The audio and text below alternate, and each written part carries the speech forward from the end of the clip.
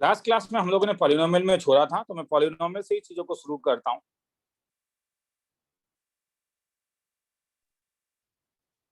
A non zero polynomial with real coefficient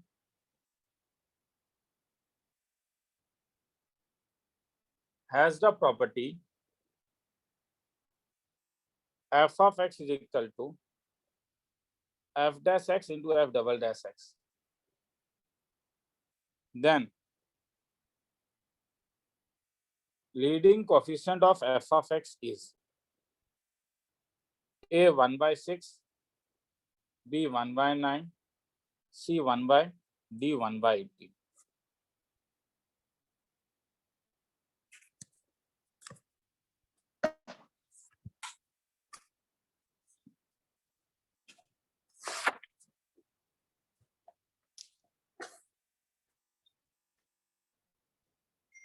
चलो शुरू करूं।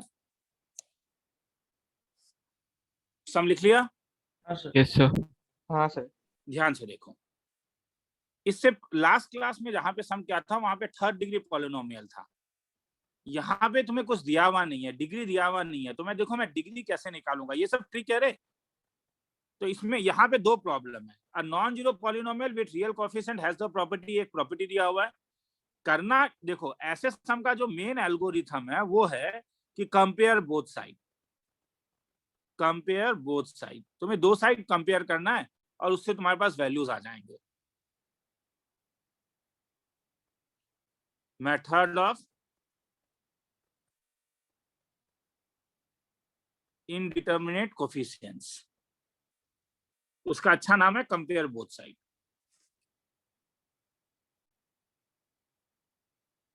मगर एक प्रॉब्लम ये है कि कंपेयर करने से मुझे अभी degree of F of x नहीं पता है। ठीक है, तो मैं मान के चलता हूं कि let degree of F of x n है। अगर degree of F of x n होगा तो degree of F dash x क्या होगा? कोई बोलेगा? n-1। और degree of f double dash x, क्योंकि तुम दो बार डिफरेंशिएट कर रहे हो, यही होगा ना। एक एग्जांपल बस दिखा रहा हूं, एक्स टू पर एन लेते हो तो एफ डैश एक्स क्या होता है? तो डिग्री एन माइनस वन हो जाता है। अगर ये गलत है, हाँ, एक्स टू पर एन नहीं होगा, तुम देखोगे, इसलिए काट रहा हूं उसको। और इसके लिए हो जाएगा एन माइनस टू। ठीक है, ये भी एक इंपॉर्टेंट चीज है कि अगर दोनों पॉलिनोमियल सेम है ना, अगर दोनों पॉलिनोमियल सेम है, लेफ्ट हैंड साइड वाला और राइट हैंड साइड वाला, तो दोनों का डिग्री, तब दोनों का डिग्री भी सेम होना पड़ेगा। अच्छा, अब मुझे बोलो, अगर सपोज पी ऑफ एक्स और जी ऑफ एक्स एक पॉलिनोमियल है, तो अगर मैं दो को मल्टीप्लाई करता हूं, degree of P of x into g of x क्या होगा? Degree of P of x plus degree of ji of X.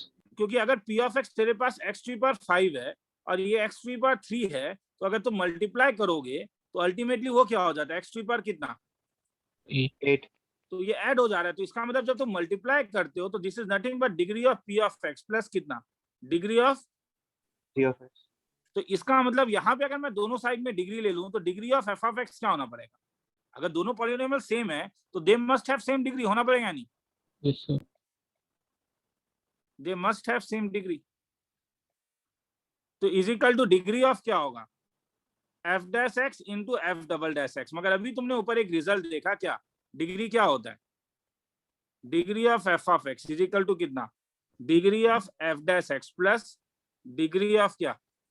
F double dash X. तो क्या होगा? एन इज इक्वल टू, इसका डिग्री कितना था? ये 3, n-1 N minus one, N n-2। Minus 2। तो इससे एन का वैल्यू 3 हो गया। मतलब F of x is nothing but a cubic. पहले ये लिख लोगे क्या? क्योंकि इसमें दो फेज है। पहले मैंने डिग्री निकाल लिया, किसी को लिखना है तो लिख लो, अगर सामने लिखा है तब भी। ठीक है, 2 मिनट रुको, मैं थोड़ा एक आवाज दे रहा हूँ, डिस्टर्ब हो सकते हो। रिया,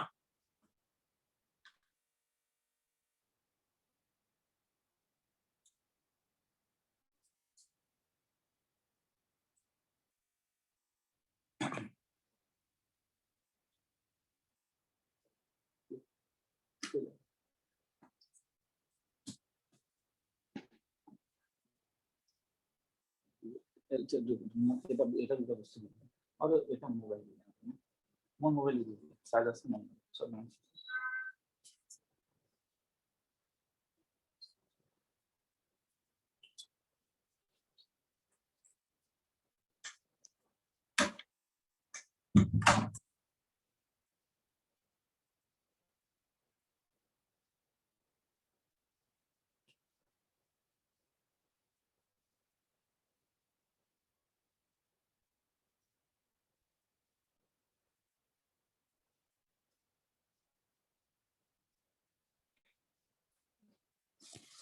लिख लिया यस सर। सर थोड़ा बाकी है।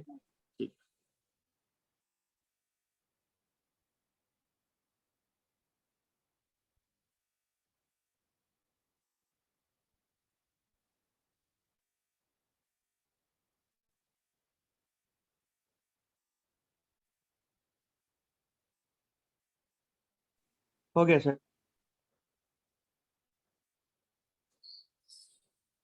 चलो आगे चल रहा हूँ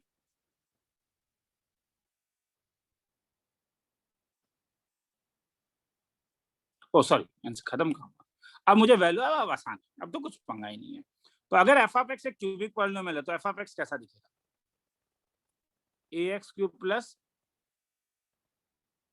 मगर ए कभी भी जीरो नहीं होगा जी ऑफ एक्स कैसा एफ डैश एक्स कैसा दिखेगा 3ax squared plus 2bx plus twice b x plus c f double dash x कैसा दिखेगा 6ax plus twice b और गिवन है कुछ है अब है ही नहीं सम खत्म हो चुका है एफ डबल डैश एक्स तो अगर ये दोनों सेम है इसका मतलब क्या हुआ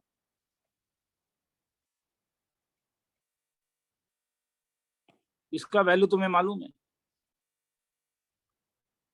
इसका वैल्यू ये है इसलिए ये वैल्यू और ये वैल्यू अगर इसमें डाल दोगे तो इज इक्वल टू कितना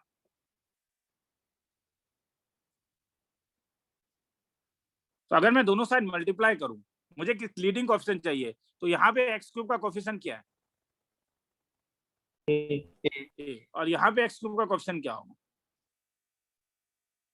18a squared right hand side कैसे निकलेगा ये दोनों अगर मल्टीप्लाई करोगे तो एक 18 ए स्क्वायर और एक तो क्या मिला ए मगर ये तो जीरो नहीं हो सकता है क्योंकि लीडिंग कोएफिशिएंट है इसलिए ए का वैल्यू कितना है 1/18 खेला खत्म लिखना है तो लिख लो फिर आगे चले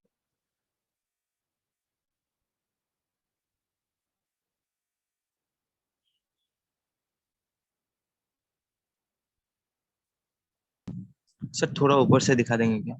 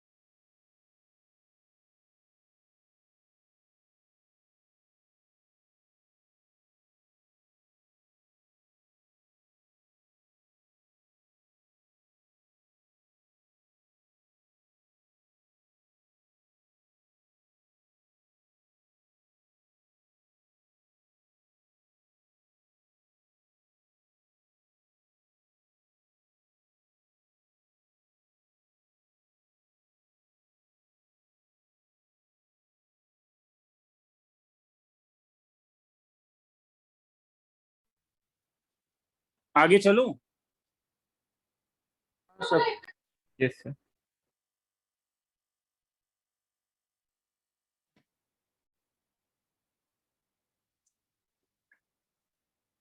चलो,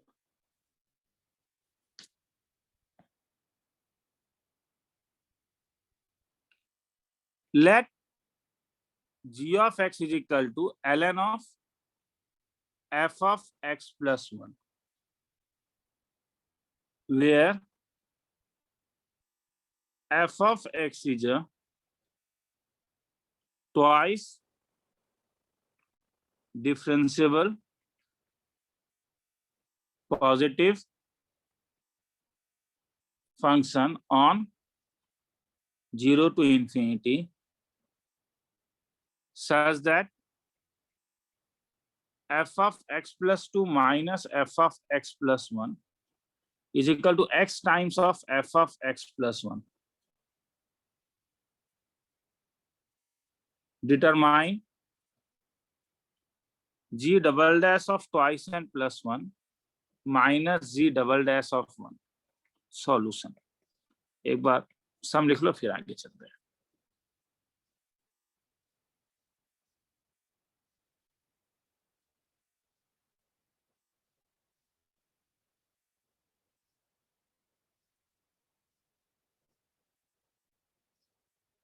चलो आगे। यस हाँ सर। ठीक, किसका वैल्यू निकालना है? जरा देखो यार, ट्रिकी सम है, मैं फिर से कह रहा हूँ। हाँ, ऊपर वाला भी ट्रिकी था, ये भी ट्रिकी है। मुझे जी डैश का वैल्यू निकालना है, ठीक है। मगर रिलेशन किस में दिया हुआ है? देखो, रिलेशन दिया हुआ है एफ ऑफ एक्स, मगर मैं इसे एफ ऑफ एक्स को जी ऑफ एक्स में चेंज कर सकता हूं। गिवन क्या है? G of x is equal to ln of F of x plus 1।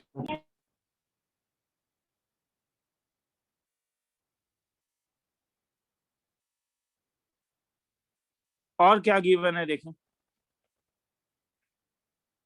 एक तो ये गिवन है और एक ये गिवन है, f of minus f of x plus 1। ये एक्स प्लस 1 अगर इस साइड लेके आ जाऊं तो क्या मिलेगा? F of x plus 1 plus x times of F of x plus 1, मतलब एफ ऑफ एक्स प्लस 2 क्या मिला? X plus 1 into f of x plus 1. ठीक है, एक्चुअली लॉजिक है मेथड ऑफ डिफरेंस। हाँ, मैं यहाँ पे क्या करने वाला हूँ, कुछ ऐसा करूंगा कि a माइनस बी मिल जाए, b माइनस सी मिल जाए, c माइनस डी, ताकि b b c c cancel हो जाए। ठीक है, तो ये मेथड ऑफ डिफरेंस अभी मैं यहाँ पे लेके आऊंगा।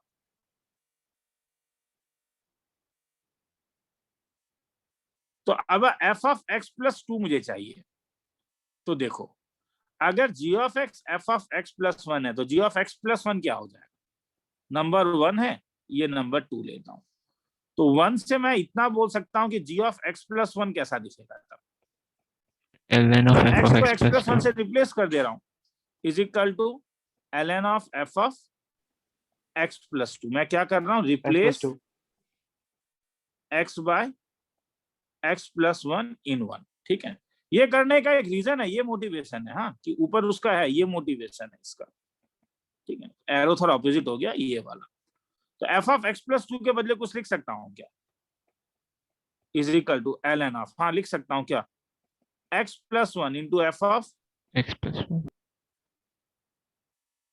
फ्रॉम 2, ये वाला, ये यहां आ जा रहा है। ठीक है, ये वाला चीज, ये वैल्यू। तो लॉग का एक प्रॉपर्टी था, ये ln ऑफ एक्स प्लस 1 हो जाएगा minus ln of F of x plus 1। ln of F x plus 1 कुछ है, देखो इसे कुछ लिख सकते हो। ये वाला चीज अगर मैं यहाँ पे लेके आ जाऊं तो इसे क्या बना सकता हूं? G of x. फ्रॉम 1 मैंने देखा ये वाला टर्म रिप्लेस हो जाएगा, ये वाला term replace by G of X किया जा सकता है। तो इसका मतलब G of x plus 1 is equal to ln of x plus 1, ये प्लस था, plus G of X, G of X को इस साइड लेके आ जाता हूं, तो G of x plus 1 minus G of x is equal to ln of x plus 1। किसका वैल्यू चाहिए? ये रेड वाला। कितने बार डिफरेंशिएट करना है कोई बोलेगा? कितने सही लग रहा है? 2 बार डिफरेंशिएट करना है। तो अगर मैं इसे 2 बार डिफरेंशिएट करूं तो क्या मिलेगा? मोटिवेशन तो ऊपर था ही, तो अगर मैं इसे डिफरेंशिएट करूं तो G dash X plus 1 minus G dash x is equal to 1 by x plus 1। और एक बार डिफरेंशिएट करूं तो, और एक बार डिफरेंशिएट कर देता हूं, G double dash minus G double dash x is equal to minus 1 by क्या? एक्स प्लस 1 का होल स्क्वायर। ये एक परफेक्ट टर्म है मेथड ऑफ डिफरेंस के लिए। तुम देखो ना, अगर एक्स का वैल्यू अगर अलग अलग डालते जाओगे तो क्या मिलेगा? इसमें अगर मैं एक्स का वैल्यू 1 डालूंगा तो ये मुझे क्या देगा? कॉपी, ये मुझे टर्म मिला। अब मैं अलग अलग वैल्यू डालते जा रहा हूँ। पुट एक्स इक्वल टू 1 क्या मिला? इन इसका नंबर 3 दे देता हूँ, इन 3 डायरेक्टली इन 3 लिख रहा हूँ। In 3 put X equal to 1, तो G double dash 2 minus G double dash 1 is equal to -1/4 -1/4। Put X is equal to 2, G double dash 3, इस वाले में X is equal to 2 put up करो, minus G double dash 2 is equal to ये वाला -1/9। Cancellation शुरू हुआ या नहीं? हाँ या ना? कोई देख पा रहा है? 3 लिखोगे तो जी डबल डैश, अगर ऐड करूंगा तो, ऐड करूंगा तो देखो ये टर्म है, ये टर्म है, ये टर्म कैंसिल होगा, ये कैंसिल होगा, -1/16। कहां तक जाना है? ऊपर देखो ना, एक 2n plus 1 twice N plus 1। तो पुट फाइनली क्या पुटअप करोगे? एक्स इक्वल टू क्या पुटअप करोगे? 2n plus 1 नहीं, ध्यान से देख, वही तो तूने ये तो देख लिया, ट्वाइस एन प्लस 1 चाहिए, मगर यहाँ पे Twice एक्स n. प्लस 1 है। तो बोल, ट्वाइस एन प्लस 1 डालोगे या ट्वाइस एन डालोगे? Twice n. twice n आया समझ में? देखो वो तो देख लिया कहां, तब तो ये भी देखना होगा कि ट्वाइस एन डालने से यहाँ पे तब ये वाला टर्म जो है क्या बन जाएगा? G double dash of twice N minus 1 minus G double dash of twice N is equal to -1 by twice N का होल स्क्वायर। अगर ऐड करूंगा तो कुछ अच्छा होगा? कैंसिल हो जाएगा। कैंसिल हो जाएगा। तो क्या क्या बाकी रहेगा? अगर इसका पहला वाला बाकी रहा तो इसका Second term. तो क्या मिला? G double dash of twice N plus 1 minus G double dash of 1 is equal to minus of 1/4 plus 1/9 plus 1/16 जाते जाते प्लस 1/x प्लस 1 था रे, तो ये 2n प्लस 1 होगा। ट्वाइस एन प्लस 1 का होल स्क्वायर, इसे करेक्ट कर देता हूँ। ट्वाइस एन एक्स प्लस 1 है, ट्वाइस एन प्लस 1 का होल स्क्वायर। किसी को लिखना है तो लिख लो, तो यही आंसर है, ठीक है? लिखना है तो लिख लो। आज के टीबीएस में मैं एक ऐसा सम दूंगा, ठीक है? कुछ अलग करना होगा, एग्जैक्टली सेम नहीं होगा, मगर मेथड ऑफ डिफरेंस का होगा। लास्ट क्लास का टीबीएस दिया नहीं गया, ठीक है? लास्ट वीक में पूरा 100% फिजिकली फिट नहीं था। लंबा समय मैं, मुझे बोल दोगे तो मैं नीचे सरका दूंगा। मैं टाइम दे रहा हूँ तुम लोग को, 3 मिनट का दे रहा हूँ, आराम से लिखो। हाँ, थोड़ा छोटा छोटा अक्षरों में लिखा गया है, हौच पौच भी है, ध्यान से लिखो।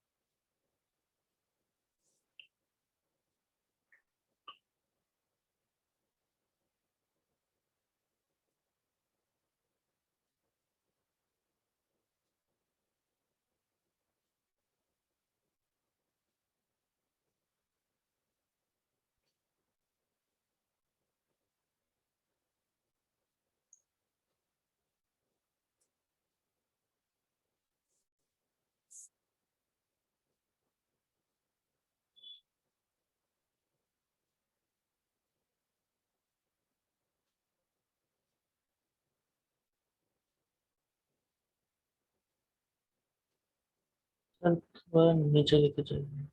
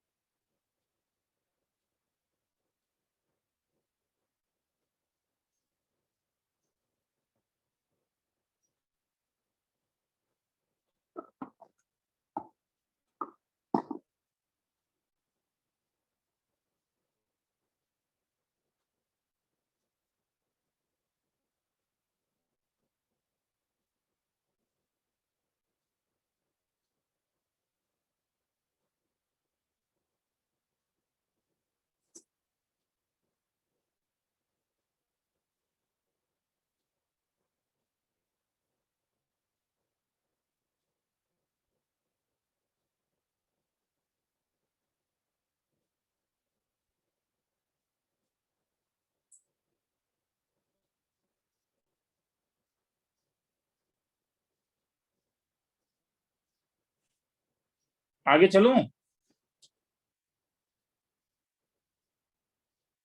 Yes sir. Yes sir. हाँ।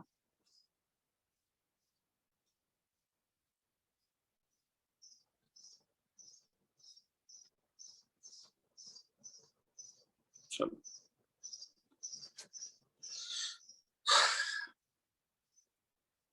रीसेट।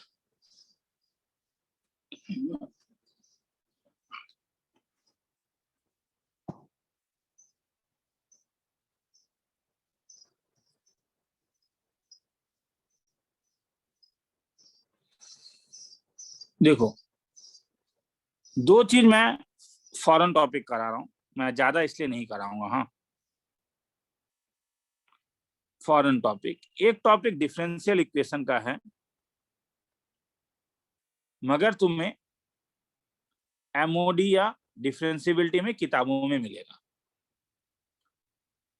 तो ज्यादा नहीं, एकदम सिंपलेस्ट इसलिए एक सम करा रहा हूं कि प्रॉब्लम वो सम का कुछ लैंग्वेज ऐसा होता है कि लेट एफ ऑफ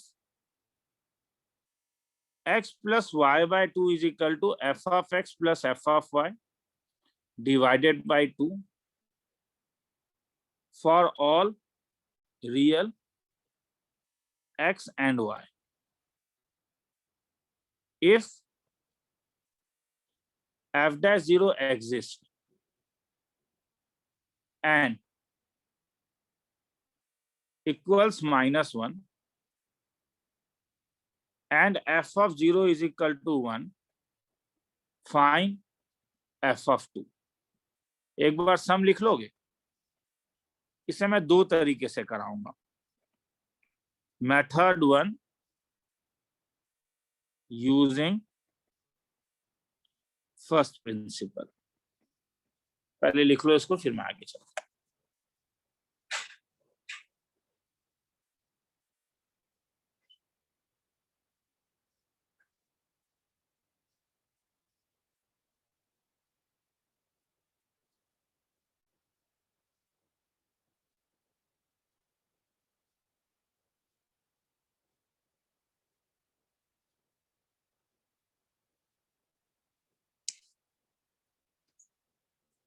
निकलो आगे, सम लिख लिया? Yes, sir. चलो, एफ डैश एक्स का एक फॉर्मूला था, limit h tending to 0 f of x plus h minus f of x divided by h। मेरा मेन एम होगा हर समय इसे तुम ब्रेक करोगे, जो तुम्हारा मेन एम होता है। मगर क्योंकि एक रिलेशन दिया हुआ है, एक रिलेशन इन लोगों ने दिया हुआ है, मगर प्रॉब्लम है कि ये रिलेशन जब है इसमें आर्गुमेंट का फॉर्म होना चाहिए x प्लस वाई बाई 2। ये वाला फॉर्म जो है, ये वाला फॉर्म मगर अभी यहाँ पे ये नहीं हो रहा है, ये वाला फॉर्म यहाँ पे ये नहीं हो रहा है। तो क्या मैं ये वाला फॉर्म का मोटिवेशन, मेरा मोटिवेशन वो फॉर्म है, हाँ, तो उसके लिए क्या करेंगे, मुझे डिवाइडेड बाय 2 चाहिए, इसलिए मैं क्या कर रहा हूं, मैं इसको लिख रहा हूं लिमिट एच टेंडिंग टू 0, कुछ नहीं करूंगा, ये तुम सब लोग जानते हो। तो आई सेक्स प्लस बस लिख लूंगा, तो माइनस डिवाइडेड बाय, समझ में आया थे क्यों लिखा ये फॉर्म? हाँ सर। तो क्या अब तुम बोलोगे क्या सर अब ये वाला मोटिवेशन यहाँ पे भी ला सकते हो क्या? ये वाला मोटिवेशन यहाँ वाले में भी लाया जा सकता है क्या? हाँ, लाया जा सकता है। कैसे? x है तो उसको twice x plus 2 into 0 divided by 2, is it okay? ये एक इंपॉर्टेंट स्टेप है। क्या फायदा? अब तुम ब्रेक कर दो। तब अगर इसका value f of x plus f of y divided by 2 होता है, इसका एक नाम दे देता हूं नंबर 1, तब ये पीला वाला क्या होगा? F of twice x plus, और ये नीला वाला क्या होगा? जो बच गया नीला नहीं, ये होगा एफ ऑफ ट्वाइस एक्स। सुनने में आ रहा है? हाँ सर। Yes sir. तो क्या ये और ये कैंसिल हो गया? तो क्या है, limit h tending to 0 f of twice h minus f of 0 divided by twice h. क्या फॉर्म हो रहा है?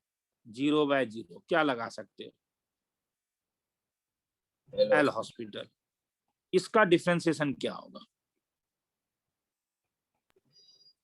लिमिट h टेंडिंग 2 बाहर आएगा, एफ डैश ट्वाइस एच, ये कांस्टेंट है रे, ये कांस्टेंट है, इसलिए ये तो 0 हो जाएगा, डिवाइडेड बाय क्या 2 2 कैंसिल हो गया, is equal to f dash 0। क्या एफ डैश 0 कुछ दिया हुआ है क्वेश्चन में? देखो -1। तो तुमने शुरू कहां से किया था? एफ डैश एक्स से। चलो, तो तुम्हें एफ डैश एक्स का वैल्यू -1 मिला। अब मैं जरा फिजिक्स में यूज कर रहा हूं, अब मैं डिफरेंशियल इक्वेशन यूज कर रहा हूं। हाँ, फिजिक्स। और सर आप फिजिक्स क्यों बोल रहे हो? मैथ्स में मैंने अभी तक तो डिफरेंशियल इक्वेशन सिखाया नहीं है, तो इसलिए अगर नहीं जानते हो, यहां तक तो समझ में आया। एमओडी फिनिश, एमओडी यहाँ पे फिनिश हो जाता है। मैं सबको यहीं पे छोड़ सकता हूँ, पर मैं पूरा सॉल्व कर देता हूँ। dy बाय dx का वैल्यू तब क्या हो गया? 1। इसका मतलब dy इज इक्वल टू क्या हो गया? dx। अगर मैं दोनों साइड इंटीग्रेट करूं तो integration of dy is equal to integration of dx। Integration of dy is y, integration of dx is, तुम बोलोगे सर समझ में नहीं आया। एकदम, जिनको समझ में नहीं आया उनके लिए ये बकवास है, अभी बकवास है, कोई पंगा नहीं है। हाँ, अभी एमओडी सीखो, बच्चों वाला चीज है। अब सी निकालने के लिए कोई एक इंफॉर्मेशन दिया होगा, देखो क्या इंफॉर्मेशन दिया है। एफ ऑफ 0 का वैल्यू क्या है? 1। तो अगर मैं पुट कर दूं x इज इक्वल टू 0 तो क्या मिलेगा? Please don't get confuse. हाँ, मैं फिर से कह रहा हूं, बकवास सीरियसली मैं लिख रहा हूं। c इज इक्वल टू 1, तो c 1 हो गया, तो एफ ऑफ एक्स कैसा दिखा?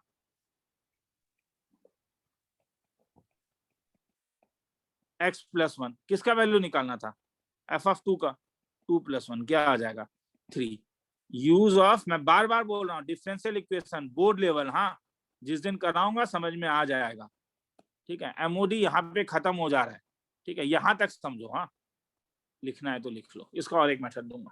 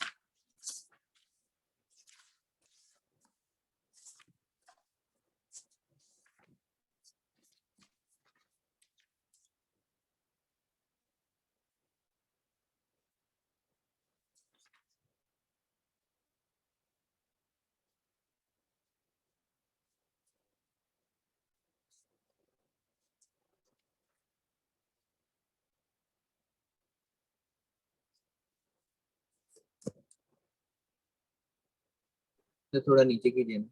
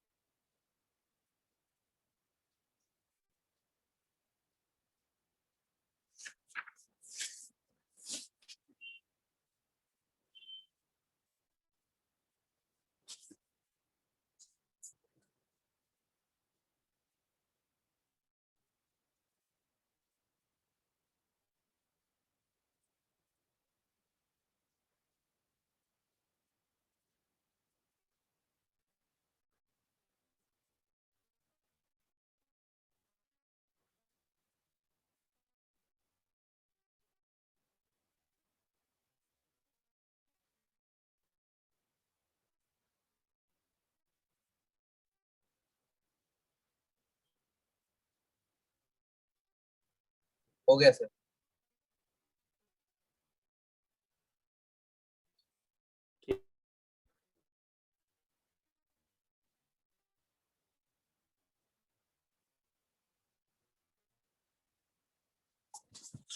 चलो आगे चल रहा हूं।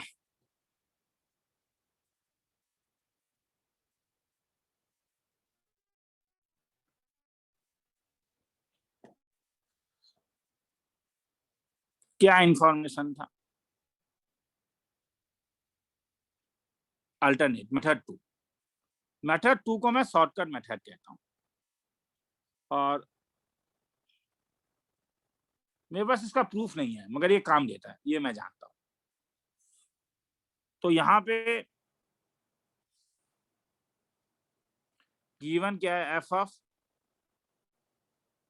X plus y by two is equal to f of x. इसमें बहुत टाइप है रे, हम डिफरेंशियल इक्वेशन में देखेंगे, ठीक है।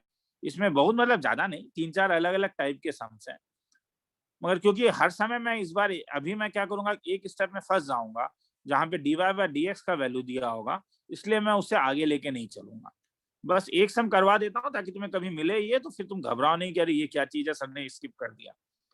ये सपोज गिवन है, तो स्टेप 1 में तुम हर समय क्या करोगे, तुम इसे डिफरेंशिएट करोगे with respect to x, taking y as constant. हर समय टेकिंग y एज कांस्टेंट, ये पहला स्टेप है। तो डिफरेंशिएट करो, तो 1 implies 1/2 into f dash of x plus y by two. F of x का डिफरेंशिएशन एफ ऑफ एक्स 0/2। किसके रेस्पेक्ट में डिफरेंशिएट किया है बोलो, मैं जानबूझ के पूछ रहा हूँ, कोई मुझे कहेगा किसके रेस्पेक्ट में डिफरेंशिएट किया है? x जिसके रेस्पेक्ट में डिफरेंशिएट किया उसे 0 पुट अप करोगे क्योंकि ये एडिशन है, x प्लस वाई।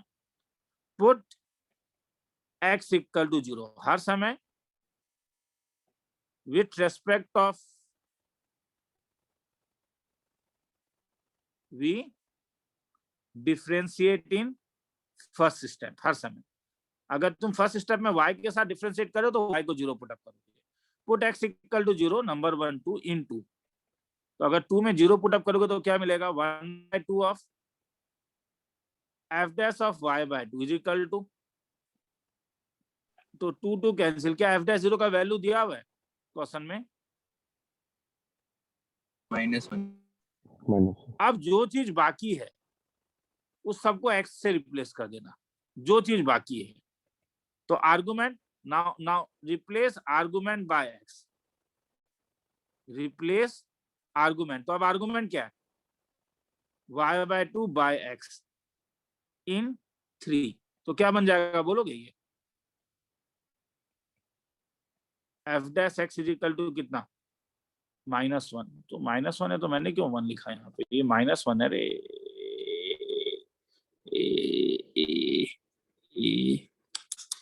इसमें माइनस है रे, ये माइनस है, तो एफ डैश टू -2 + 1 हो जाएगा, आंसर -1 होगा। दैट तरीका। करेक्शन करो तो एक बार पहले इसमें, जिन लोगों ने लिखा है इसे करेक्शन करें।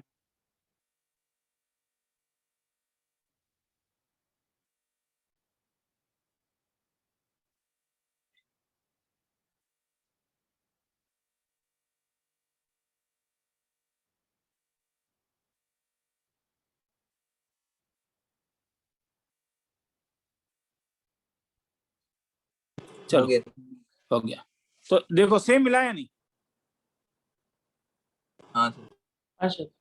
अब इसमें क्या क्या है, इसमें जब तुम कभी कभी ऐसे सम में, लिख लो इसको पहले एक बार।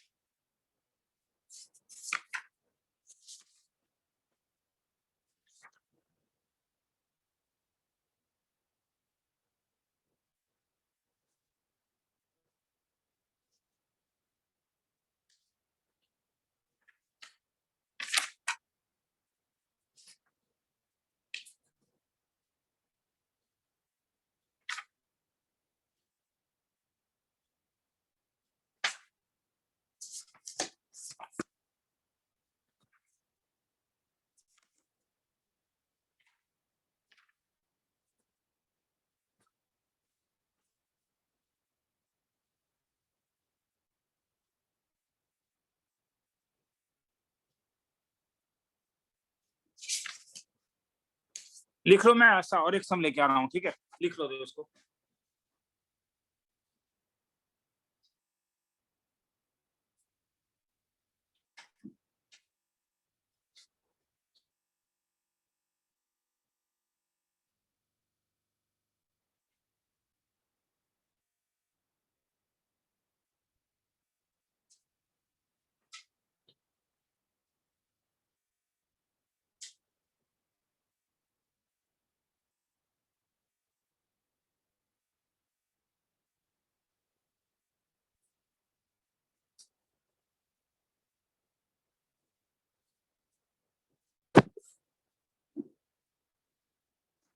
आगे चलूं।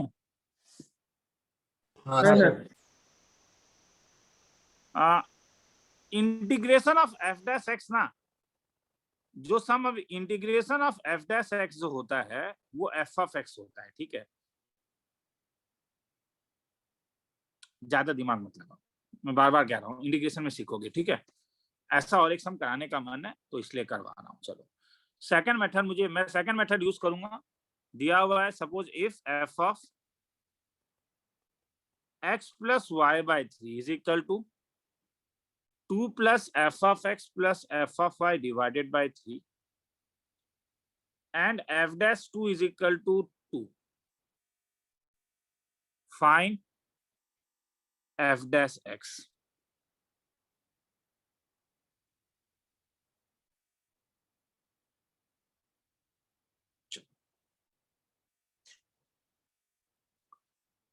सॉल्यूशन। मुझे अच्छा लगेगा अगर क्लास में थोड़ा हल्ला होगा। ऊपर तुम लोग वो एल्गोरिथम निकाल के देखो क्या था और मुझे बोलते जाओ मैं क्या करूंगा। Differentiate with respect to x, taking y as constant. Differentiate with respect to x। वो पहले एक बार सम लिखने का टाइम देता हूँ। हाँ लिख लो, तो 30 सेकंड दे रहा हूँ, 15 सेकंड दे रहा हूँ, 30 सेकंड दे रहा हूँ।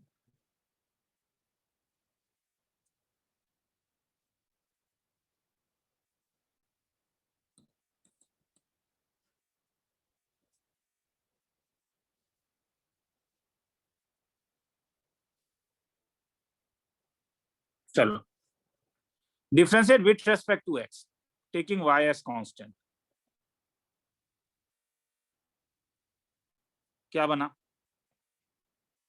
f dash of x plus y by 3 into 1/3, 2 का डिफरेंशिएशन 0 प्लस f ऑफ y का differentiation 0 divided by 3।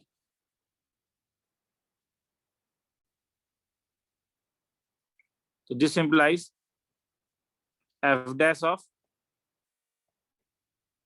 x plus y by 3 is equal to f dash x। अब क्या था सेकंड केस में? क्या था? Put x X equal to equals 0. to 0. इन 1, तो ये 1 है, इन 2, तो क्या मिला? f dash y by 3 is equal to f dash 0, और f डैश 0 तो दिया नहीं है, तो ठीक है, कोई पंगा नहीं है। लेट मान के चलता हूं f डैश 0 का वैल्यू k, कांस्टेंट, तो ये कांस्टेंट ही होगा f डैश 0, तो इसे k मान लेता हूं। एक काम करो, क्वेश्चन में करेक्शन करो, ये f डैश 0 लो, तो जानबूझ के बोल रहा हूँ, डिफरेंशियल इक्वेशन में जी लगाने का मन नहीं है। f डैश 0 लो इसको, हाँ अभी f डैश 0 लो, वो डिफरेंशियल इक्वेशन में देखेंगे। तो कितना? तब तो इसका वैल्यू दे दिया है 2। अब क्या करोगे थर्ड में? उसके बाद क्या? Replace argument argument by y by 3 with y by x. 3 by x, जो बच गया उसे x, तो क्या मिला? f dash x is equal to 2, जो चाहिए था मिल गया, खेला खत्म। किसी को लिखना है तो लिख लो, फिर आगे चलेंगे।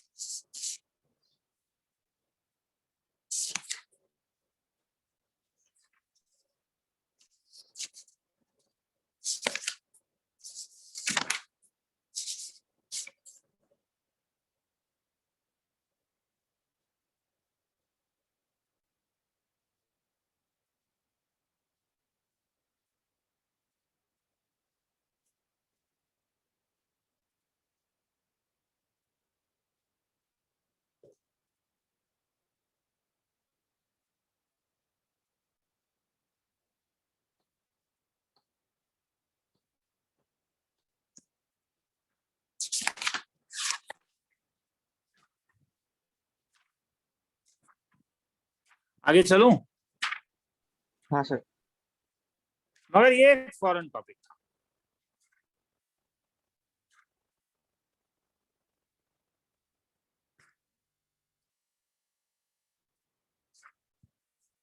चलो, ये एक फॉरेन टॉपिक था। वैसे ही और एक फॉरेन टॉपिक है डिटर्मिनेंट का, है कि डिफरेंशिएशन ऑफ डिटर्मिनेंट क्या होता है। मैं ये 2x2 में बताता हूं, ठीक है। अगर डेल एक्स एक डिटर्मिनेंट है, a of x, b of x, c of x और d ऑफ x, तो डेल डैश x जो होता है वो तुम या तो डिफरेंशिएशन रो वाइज करोगे या तो कॉलम वाइज करोगे। मतलब अगर a dash b dash x करोगे तो दोनों u भी जैसा है रे, डिनोमिनेटर को छोड़ दोगे। हाँ, अब डिनोमिनेटर मतलब सेकंड रो को, सॉरी। हाँ, और अब इसे डिफरेंशिएट करोगे तो ऊपर वाले को छोड़ दोगे। और क्योंकि मैंने अभी कैसे डिफरेंशिएशन किया, इसे हम कहते हैं डिफरेंशिएशन मैंने रो वाइज किया। और तुम डिफरेंशिएट इसे कॉलम वाइज भी कर सकते हो। मतलब कॉलम वाइज में क्या होगा, तब कोई बोलेगा पहले यहां से थोड़ा हिंट ले लो ना, क्या हो जाएगा। मैंने पहले इसे डिफरेंशिएट किया, फिर इसे डिफरेंशिएट किया। कॉलम वाइज में क्या होगा, पहले क्या होगा, a डैश x और c डैश x, तो b ऑफ x और d ऑफ x रुक जाएगा, plus a of x c of x, और क्या b डैश x, और क्या बोलो d डैश x। लिखना है तो लिख लो।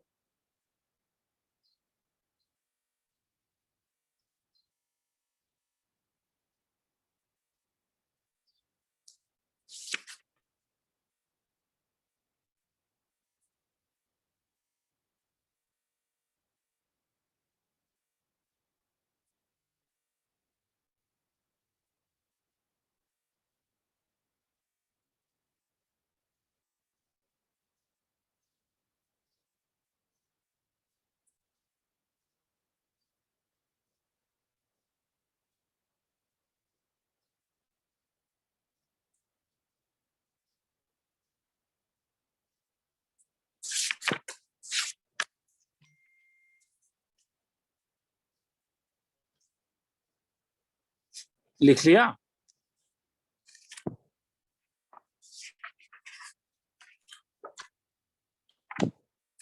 लिख लिया? बोल देना। हाँ सर। चलो,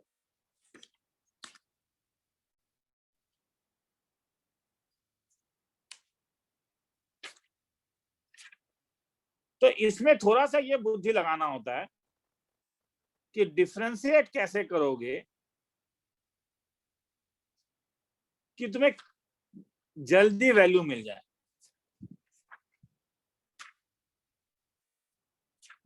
जस्ट वेट।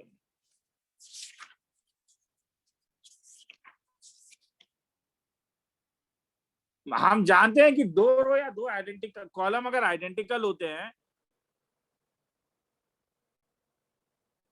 तो डिटरमिनेंट का वैल्यू 0 होता है।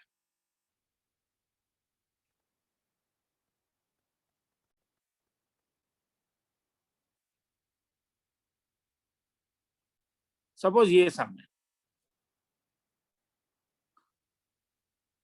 Find del dash 2। ठीक, चलो शुरू करते हैं। मेरा कहना है कि यहां पे तुम्हारा जो मोटिवेशन होगा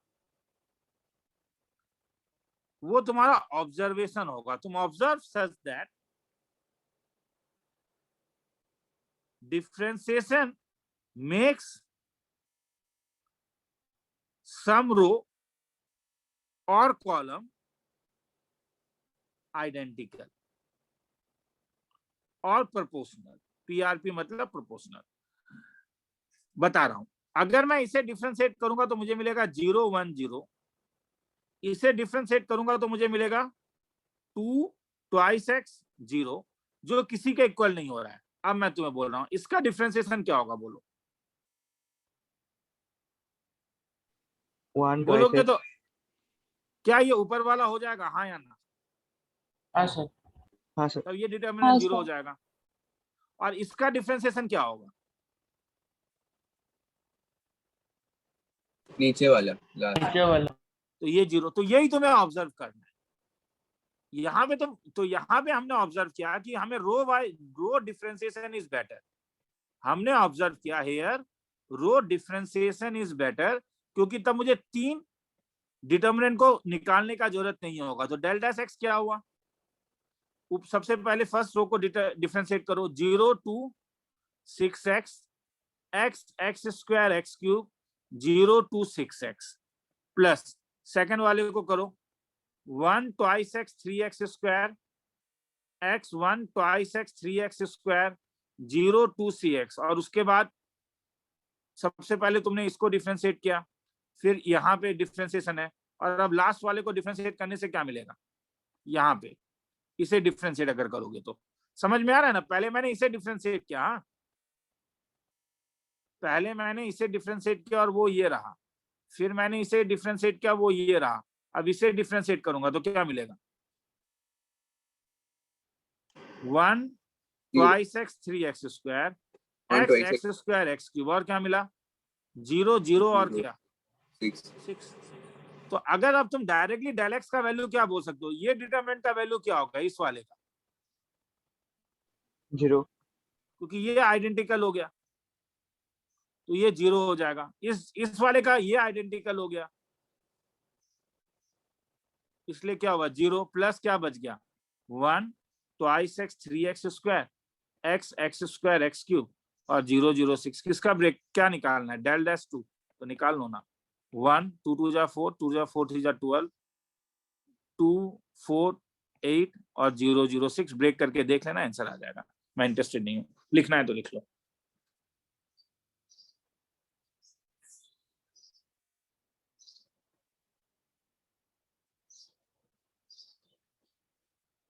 रिड्यूस सिलेबस निकल जाएगा, क्या बोलते हैं ये, इस वीक में मेरे ख्यालों में। ठीक है, तो देख लेते हैं डिटरमिनेंट का प्रॉपर्टीज बोर्ड लेवल में इस बार इंक्लूड है या एक्सक्लूड कर रहे हैं हम लोग। अगर कर रहे हैं तो फिर वो करवा दो। एंट्रेंस में तो होगा ही, वरना फिर एंट्रेंस में ही करेंगे।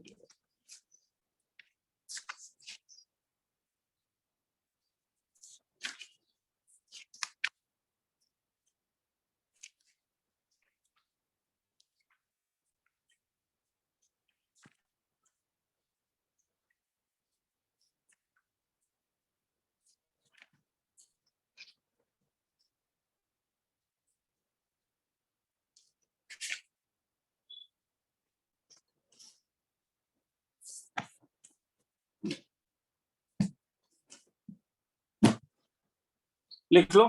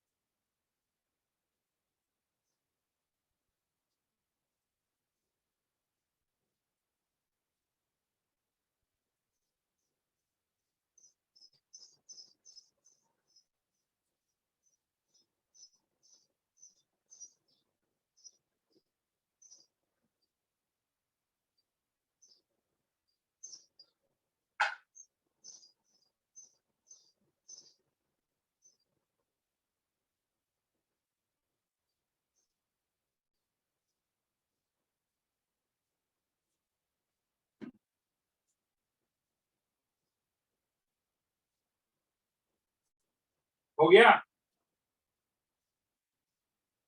हाँ सर। चल दिन में आ रहा हूँ adjust कर।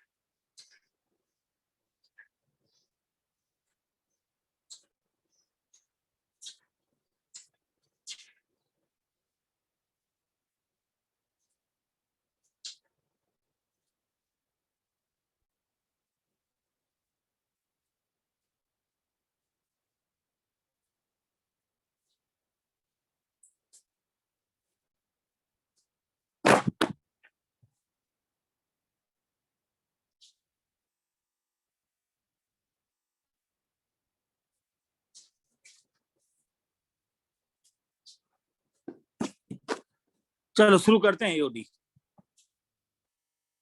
Board level.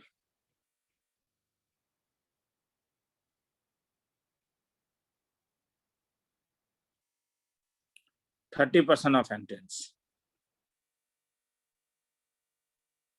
ऑलमोस्ट। सबसे पहले जो टॉपिक शुरू करूंगा उसका नाम है इंक्रीजिंग डिक्रीजिंग फंक्शन। छोटा टॉपिक है इसलिए।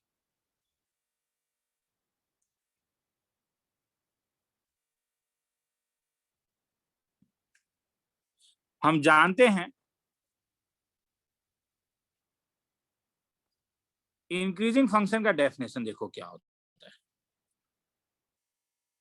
अगर x1 x2 से छोटा होता है तब जब तुम f ऑफ x1 लगाओगे तो इनइक्वालिटी का साइन चेंज नहीं होगा। मतलब उसका ग्राफ हर समय ऊपर की ओर जाएगा। x1 के करस्पॉन्डिंग तुम्हें f ऑफ x1 मिलेगा और अगर x2 ज्यादा दूर है तो उसके करस्पॉन्डिंग f ऑफ x2 मिलेगा। तो ये होना पड़ेगा कि x1 x2 से छोटा तो f of x2 f of x1 से बड़ा। तो पता कैसे चले कोई चीज इंक्रीजिंग है? इंक्रीजिंग फंक्शन में तुम देखो कहीं भी तो किसी भी पॉइंट में जब तुम टेंजेंट ड्रॉ करते हो किसी भी पॉइंट में ये टेंजेंट जैसा लगा नहीं, किसी भी पॉइंट में अगर तुम टेंजेंट ड्रॉ करते हो तो ये जो थीटा स्लोप एंगल होता है वो हर समय पॉजिटिव होता है। तुम्हें मालूम है कि जब हम dy बाय dx निकालते हैं तो ये एक्सप्रेशन ऑफ स्लोप होता है। dy बाय dx tan थीटा देता है, f डैश x क्या देता था, स्लोप ऑफ देता था। और किसी भी इंक्रीजिंग फंक्शन में जब भी तुम कोई भी एक लाइन में थीटा खींचते हो तो थीटा हर समय पॉजिटिव आता है।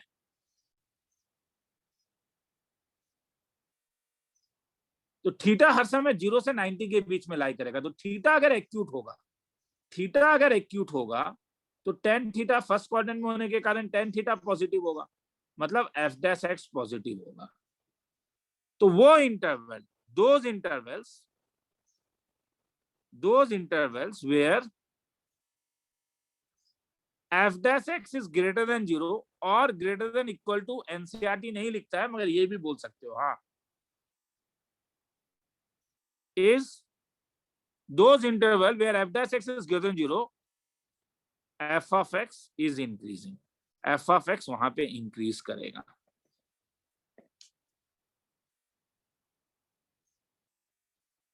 डिक्रीजिंग फंक्शन क्या होगा तब? डिक्रीजिंग फंक्शन वो फंक्शन होता है जहां पे x1 अगर x2 से छोटा हो और इनइक्वालिटी अगर लगाओगे तो इनइक्वालिटी का साइन चेंज हो जाएगा, मतलब वो नीचे की ओर आता है।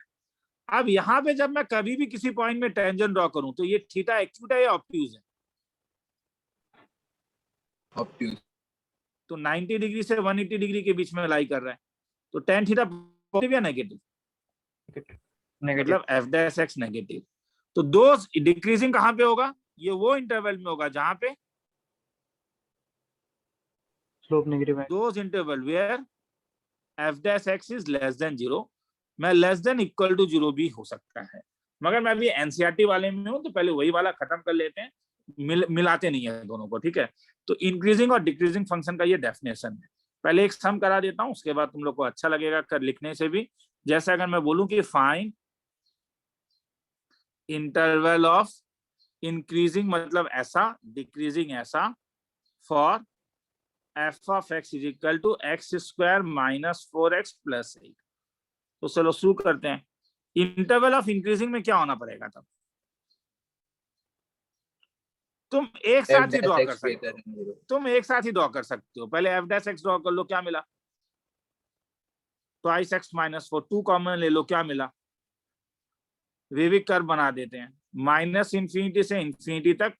बोर्ड लेवल में वेविक कर्व नहीं बनता है, एक टेबल बनेगा, मैं वो एकदम एक सम में बता दूंगा, ठीक है। अभी हम लोग वेविक कर्व यूज करेंगे, हाँ, सिखा रहा हूं भी मैं। ये 2 है, लीडिंग कोएफिशिएंट क्या है, पॉजिटिव या नेगेटिव?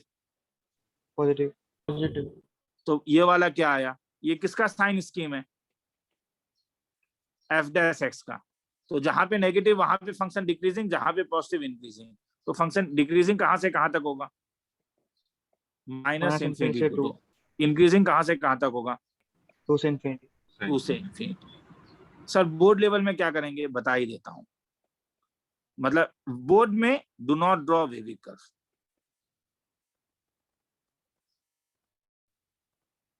तो सर क्या करेंगे? नहीं, ये तुम ड्रॉ कर लो, ये तुम ड्रॉ कर लो और इंटरवल का नाम दे दो 1 और 2। तो यहाँ पे इंटरवल लिखोगे और यहाँ पे sign of f dash x लिखोगे। तो पहला इंटरवल कहां से कहां तक है? Minus infinity. फर्स्ट इंटरवल तुम्हारे पास होगा माइनस इंफिनिटी टू 2। एनसीईआरटी हर समय ओपन ब्रैकेट देता है। तो माइनस इंफिनिटी से 2 तक ये पॉजिटिव या नेगेटिव? कोई भी एक वैल्यू डाल के देख लो। ये नेगेटिव, मतलब फंक्शन क्या होगा? डिक्रीजिंग। और सेकंड इंटरवल कहां से कहां तक है? 2 से इंफिनिटी में क्या आया? तो फंक्शन क्या होगा? इंक्रीजिंग। तो ऐसे टेबल बना के दिखाओगे। किसी को डाउट है तो बोलो, लिखना है तो लिख लो।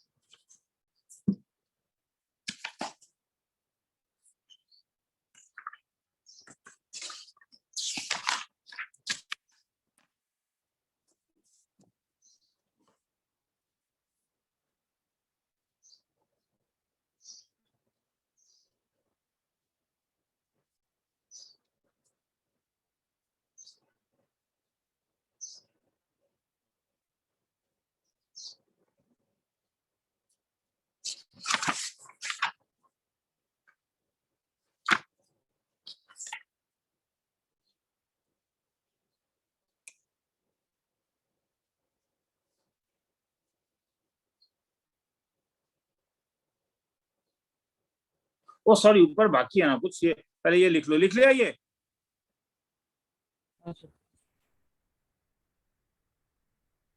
ये बाकी है, ये थ्योरी है, अरे सॉरी, हाँ थ्योरी था, ये बाकी था, ये लिखना है तो लिख लो। मैं टाइम दे रहा हूँ इसके लिए, हाँ 2 मिनट।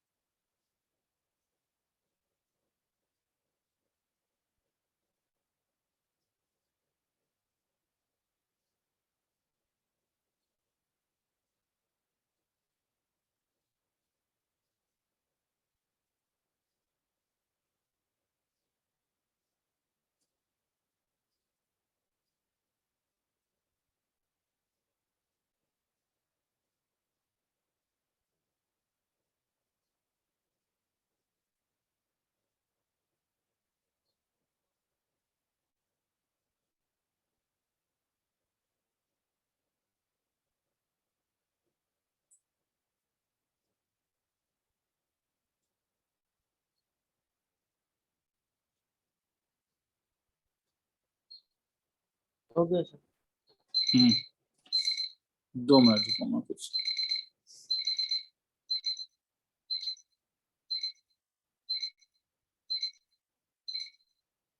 चलो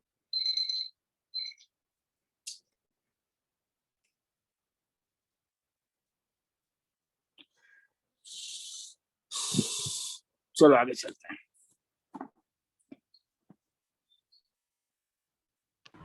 सर थोड़ा सा बाकी था। ठीक है सर।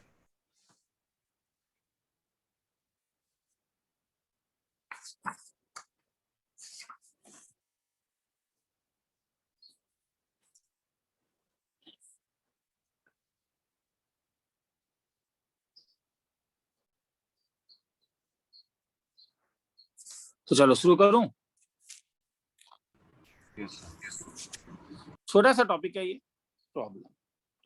हर सम में तुम्हें इंटरवल ऑफ इंक्रीजिंग डिक्रीजिंग निकालना है, ठीक है। पहला सम, एफ ऑफ एक्स का value twice x cube minus 6x square minus 48x plus 17 है। तो x तो माइनस इंफिनिटी से इंफिनिटी तक है, क्योंकि कुछ दिया हुआ नहीं है, तो एफ डैश एक्स क्या हो जाएगा, 6x स्क्वायर, 6 2 जा 12x माइनस 48, क्या कॉमन लोगे, 6 क्या हो गया, x square minus 2x minus 8, तो क्या आ गया, 6 times of x plus 2 into क्या, x माइनस 4। रियल लाइन में माइनस इंफिनिटी से इंफिनिटी क्या क्या रूट निकलेगा, एक -2 और एक क्या। मैं बोर्ड लेवल में हूं तो विविक कर्व भी यूज नहीं कर रहा हूं, ठीक है, इस सब में। तो मुझे इंटरवल x प्लस 2 का साइन, x माइनस 4 का साइन, और तब मुझे एफ डैश एक्स का साइन बोलोगे, क्या होगा, x प्लस 2 x माइनस 4। चलो खेला शुरू करो।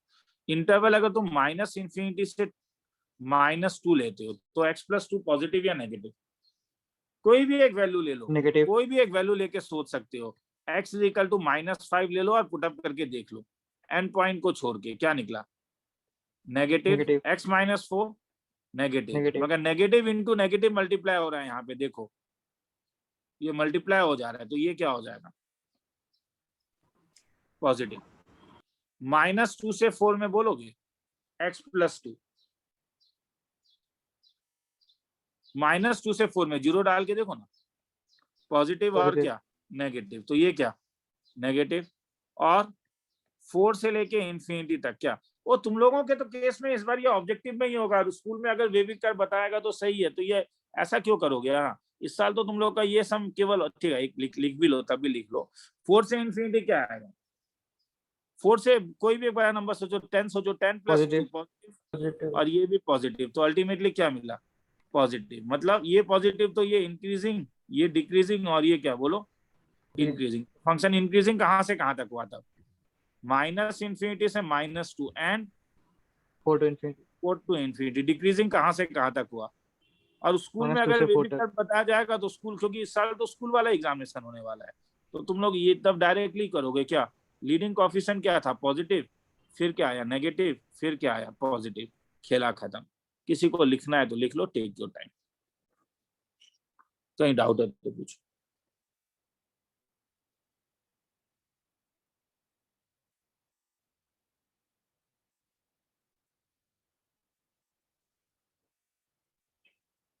दो मिनट का टाइम।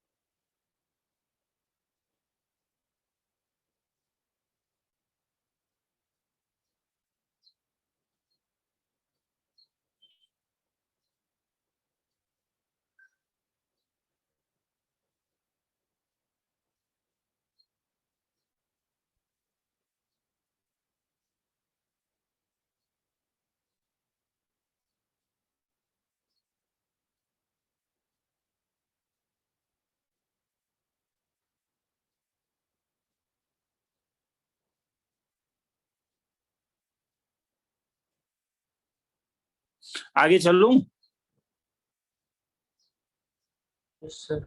हाँ सर. ठीक है।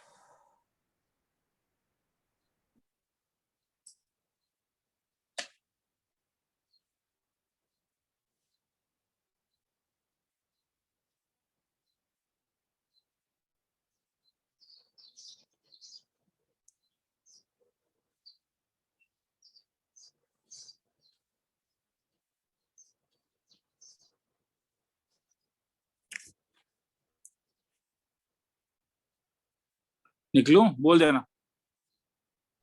Yes sir. ठीक है,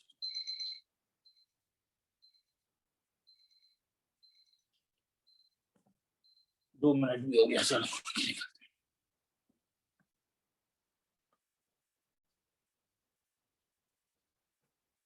f of x is equal to x plus 1 का होल क्यूब, x माइनस 3 का whole cube.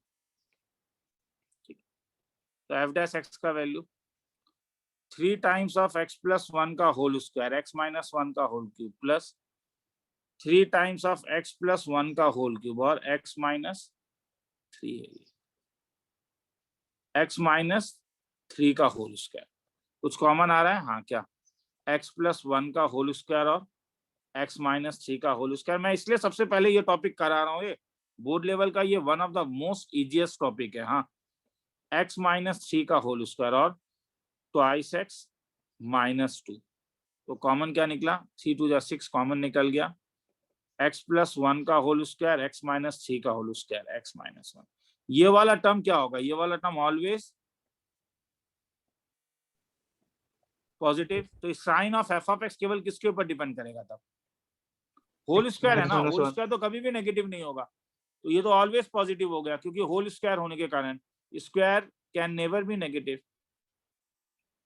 Can never be negative, square कभी भी नेगेटिव नहीं होता है। तो ये sign of F dash x depends upon x minus 1। तो x माइनस 1 का साइन कैसा दिखेगा, 1, x माइनस 1 1 से इंफिनिटी में पॉजिटिव और ये वाला कैसा नेगेटिव, तो ये इंक्रीजिंग और ये क्या डिक्रीजिंग। किसी को लिखना है तो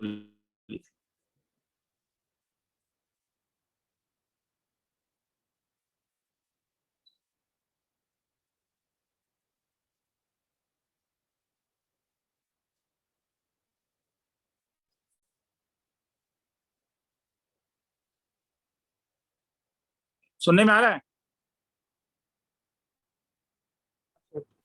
हाँ सर। हाँ सर।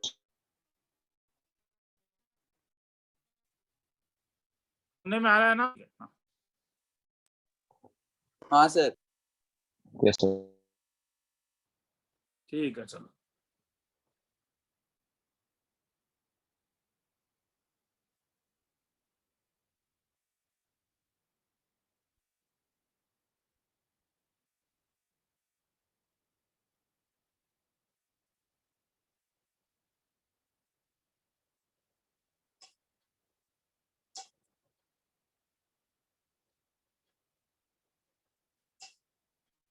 तो टाइमर देना भूल गया, 1 मिनट का दे देता हूँ।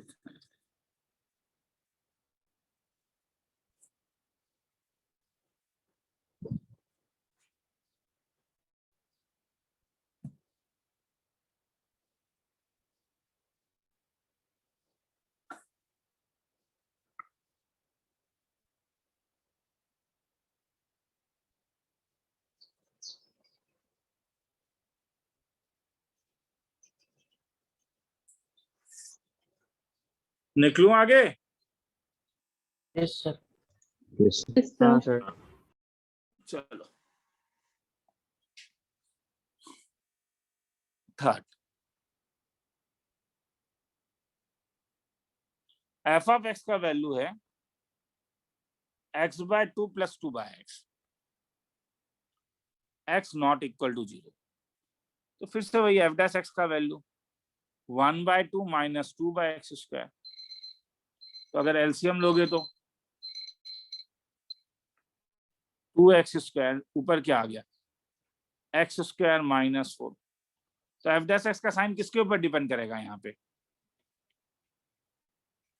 Sign of f dash x depends upon x² - 4। क्यों? क्योंकि 2x² क्या होगा? पॉजिटिव। पॉजिटिव। Always positive. तो x² - 4 का साइन कैसा दिखेगा? ये दो जगह 0 होगा। कहाँ पे? 2 -2 में और कहाँ पे? लीडिंग ऑप्शन क्या है? Positive negative positive. मतलब ये इंक्रीजिंग, ये डिक्रीजिंग, ये इंक्रीजिंग। मगर जब लिखोगे तो ये याद रखना x नॉट इक्वल टू 0 लिख लेना साइड में, क्योंकि वो नहीं हो सकता है, क्योंकि x डिनोमिनेटर में।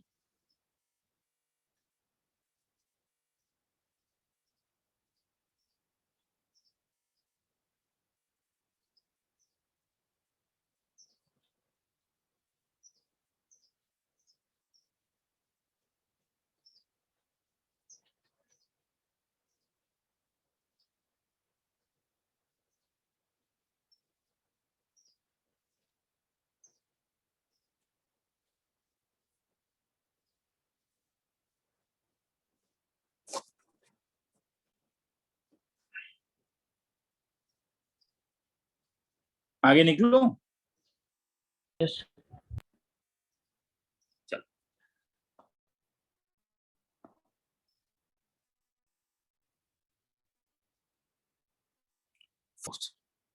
एफ ऑफ एक्स का वैल्यू है sin x - cos x, 0 से लेके 2π तक। तब क्या करोगे?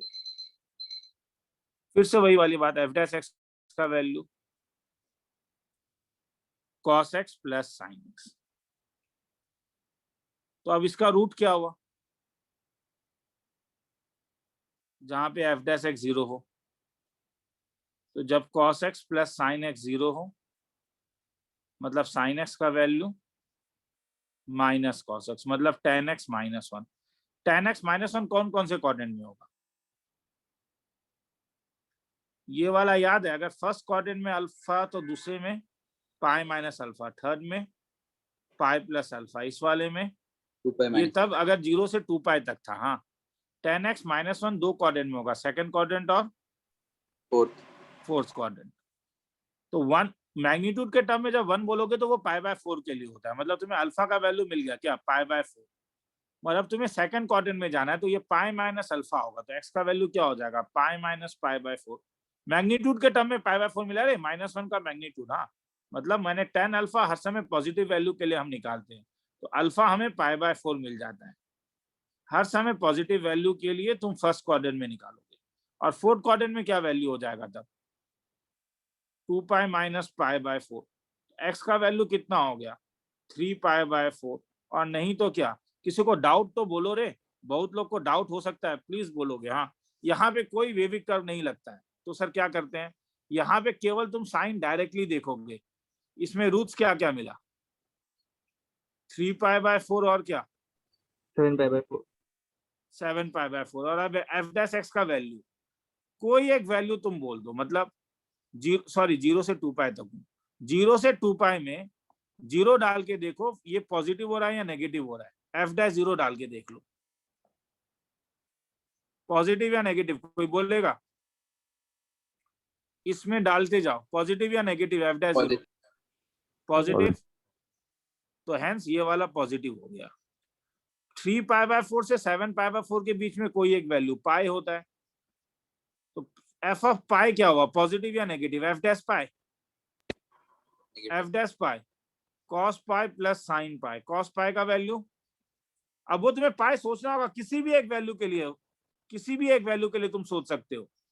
कॉस पाई -1 है, साइन पाई 0 है, तो क्या मिला, नेगेटिव। नेगेटिव। और एफ डैश 2π कितना हुआ, कॉस 2π 1 होता है और साइन 2π 0 होता है, तो 1 + 0, तो क्या मिला 1। किसी को डाउट है तो बोलोगे रे, मैं बार बार बोल रहा हूँ, ठीक है, प्लीज किसी को डाउट है तो बोलोगे।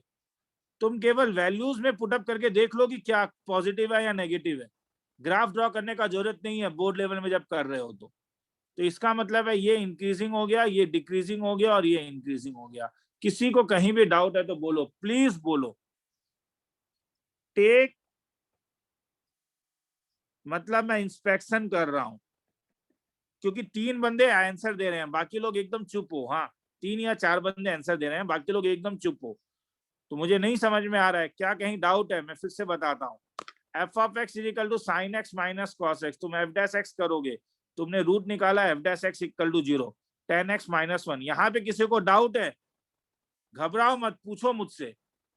तो इसमें क्या करोगे, सबसे पहले मैग्नीट्यूड को प्लस करके वैल्यू निकाल लोगे π/4, सब क्वाड्रेंट में लिख लोगे। तो तुम्हें अभी सेकंड और फोर्थ क्वाड्रेंट में चाहिए, तो पाई माइनस π/4 और ये 2π माइनस π/4। एक बार जब वैल्यू मिल जाता है, पुटअप करके देख लो, इंस्पेक्शन करके हर एक इंटरवल में वैल्यूज निकाल के देख लो, पॉजिटिव नेगेटिव, पॉजिटिव मिलता है, ये इंक्रीजिंग है, ये डिक्रीजिंग है, ये इंक्रीजिंग है, लिखना है तो लिख लो, फिर आगे चलूंगा।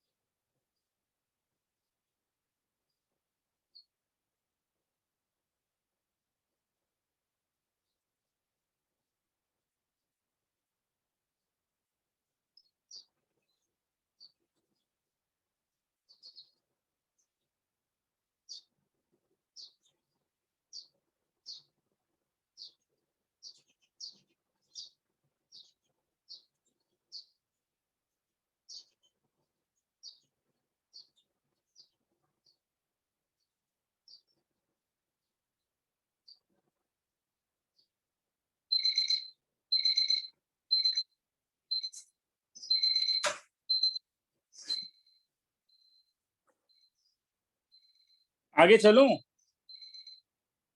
Yes, हाँ sir.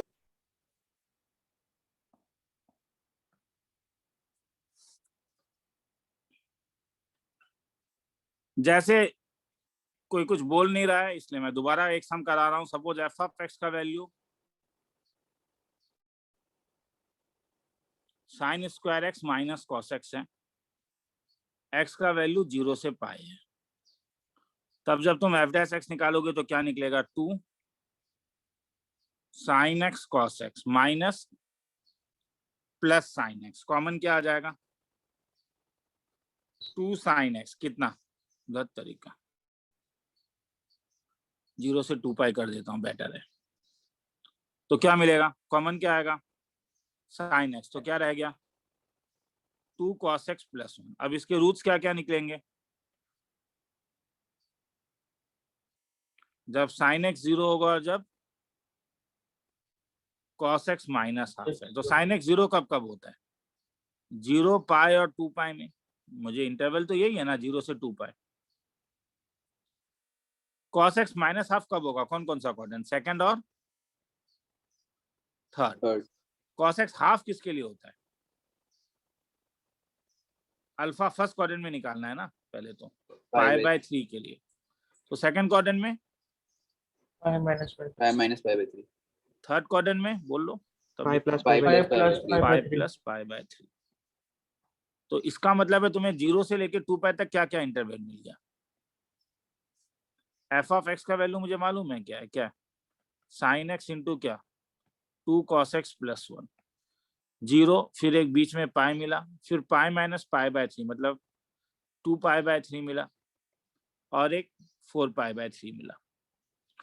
किसी को अगर ज्यादा प्रॉब्लम है तो डिग्री में चेंज कर दो, 0 ये 120 डिग्री होता है, ये 180 डिग्री होता है, ये 240 डिग्री होता है, और ये 360 डिग्री होता है। अब बीच में कोई भी एक वैल्यू सोचो, 0 से 120 के बीच में कोई भी एक वैल्यू सोचो। 90 डिग्री, 90 डिग्री में साइन 90 1, कॉस 90 0 प्लस 1, तो मुझे 1 मिला, मतलब ये क्या मिला, Positive. पॉजिटिव। अब 120 से 180 के बीच में कोई भी एक वैल्यू सोचो, 150 डिग्री, तो क्या मिला, साइन 150 डिग्री पॉजिटिव होगा, और 2 कॉस 150 डिग्री प्लस 1, क्या मिला देखें, साइन 150 डिग्री हो जाता है तुम्हारे पास 1/2, ये हो जाता है -√3 प्लस 1 जो नेगेटिव होता है, तो ये क्या मिला, नेगेटिव। अब 180 से 250 के बीच में 240 के बीच में कोई भी एक वैल्यू सोच लो, एफ ऑफ 210 डिग्री सोच लो, तो ये हो जाएगा 2, ये साइन 210 डिग्री, और ये 2 cos 210 degree plus 1, sine 210 degree is equal to sine 180 plus 30, तो -1/2 इंटू 2 इंटू -√3/2 प्लस 1, जो अल्टीमेटली पॉजिटिव। तुम बोलोगे सर आप बोर कर रहे हो, अल्टीमेटली मुझे मालूम है ये भी नेगेटिव होगा, ठीक है, मत देख लेना तब भी बेटर होता है। तो कहां से कहां तक इंक्रीजिंग हुआ था बोलोगे, इंक्रीजिंग कहां से कहां तक है, जहां जहां पॉजिटिव है, तो कहां कहां पे, 0 से 2 pi 0 by से 3. लेके 0 2 से 2 पाई pi bye by 2 3 pi by 3. pi से लेकर 4 एंड pi by 3. पाई से लेके 4 पाई बाय 3। अब किसी किताब में तुम क्लोज देखोगे, किसी किताब में ओपन देखोगे, चिंता मत करना, उससे आंसर गलत नहीं होता है। इंक्रीजिंग डिक्रीजिंग जो और रिमेनिंग में डिक्रीजिंग होगा। इंक्रीजिंग और डिक्रीजिंग प्रॉपर्टी इंटरवल का प्रॉपर्टी होता है।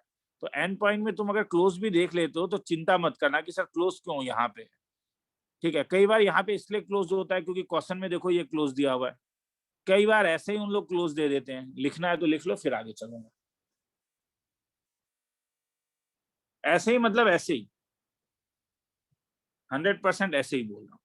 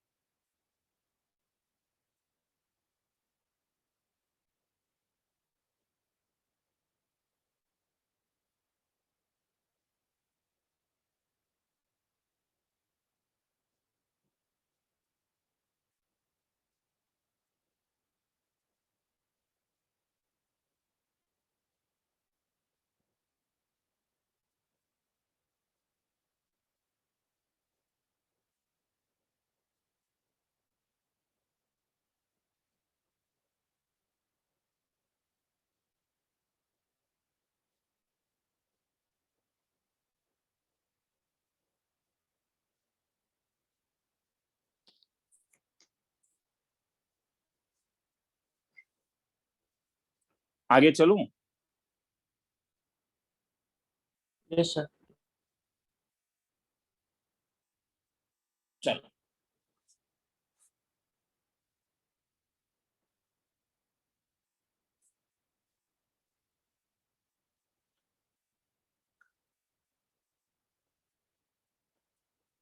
f of x equal to log of 1 plus x minus x by 1 plus x, x greater than -1। ये कंडीशन इंपॉर्टेंट है क्योंकि यही इसी कंडीशन में लॉग डिफाइन होगा। अगर नहीं दिया होगा तब तुम्हें ये सोचना होगा, हाँ तुम दूसरे कंडीशन में नहीं ले सकते हो। तो जब तुम f डैश x करोगे तो वैल्यू क्या मिला, 1 by 1 plus x minus 1 plus x का whole square 1 plus x into 1 minus x into 1। तो 1 by किसी को डाउट है तो वो मुझे बोलेगा, 1 by 1 plus x का होल स्क्वायर, तो नीचे 1 plus x का होल स्क्वायर, ऊपर 1 plus x minus 1, मतलब x by 1 plus x का होल स्क्वायर। साइन किसके ऊपर डिपेंड करेगा तब, केवल X. तो अब डायरेक्टली भी, तो कभी कभी तुम डायरेक्टली भी सोच सकते हो, और x हर समय -1 से बड़ा है, तो बोलो f डैश x पॉजिटिव कब होगा। f डैश x पॉजिटिव तभी होगा जब x ग्रेटर देन 0 होगा, क्योंकि साइन तो केवल इसी के ऊपर डिपेंड करेगा, मतलब 0 से इंफिनिटी में फंक्शन इंक्रीजिंग होगा। f डैश x नेगेटिव कब होगा, जब x लेस देन 0 होगा, मगर 0 मगर -1 से बड़ा होना पड़ेगा, तो कहां से कहां तक, -1 से 0 तक। ये क्यों आया समझ में आया, क्योंकि ये गिवन है, और अगर नहीं गिवन होता तब भी इंपॉर्टेंट है, क्योंकि जहां पे फंक्शन डिफाइन होता है वहीं पे वो इंक्रीजिंग या डिक्रीजिंग होता है। किसी को कहीं भी डाउट है तो प्लीज बोलेगा, कहीं भी डाउट है तो।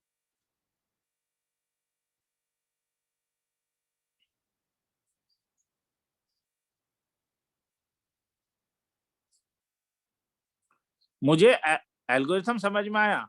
f ऑफ x निकालो, f डैश x निकालो, न्यूमरेटर डिनोमिनेटर का रूट निकालो, जो ऑड पावर में, इवन पावर में होने से चिंता मत करो, क्योंकि वो अपना साइन चेंज नहीं करता है, उसके साइन के साथ f dash x sign change करेगा। चेकआउट करो f डैश x कब पॉजिटिव है, f डैश x कब नेगेटिव है।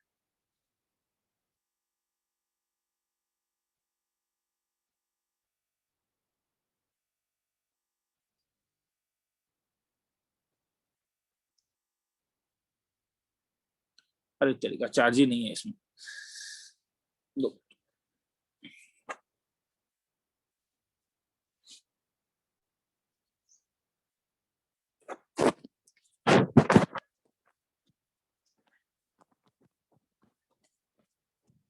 दो मिनट लिखो, हाँ मैं चार्जर लेकर आता हूँ।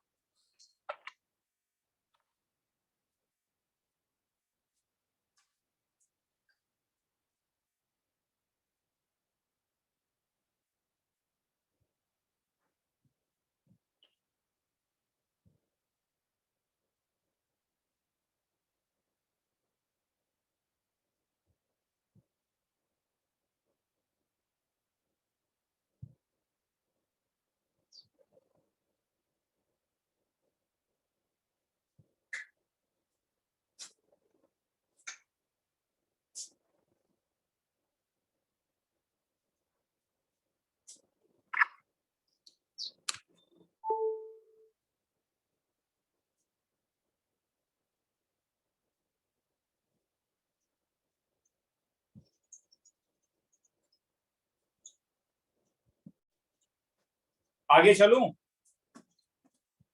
हाँ सर। हाँ सर।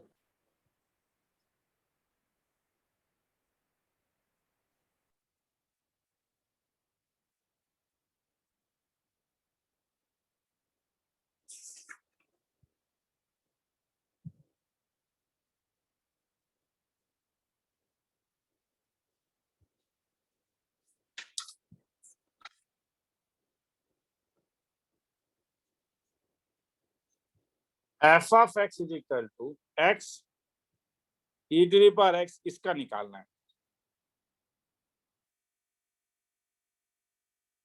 चलो f डैश x क्या होगा, x का डिफरेंशिएशन, ये e का डिफरेंशिएशन, चेन रूल लगेगा रे, और अब फिर से इसका डिफरेंशिएशन, तो कॉमन क्या ले सकते हो, तो क्या रह गया, 1 plus x e to the power x minus x square, क्या रह गया 1 plus x minus 2x square, minus को कॉमन ले लेता हूं 2x square minus x minus 1, perfect square बना देता हूं।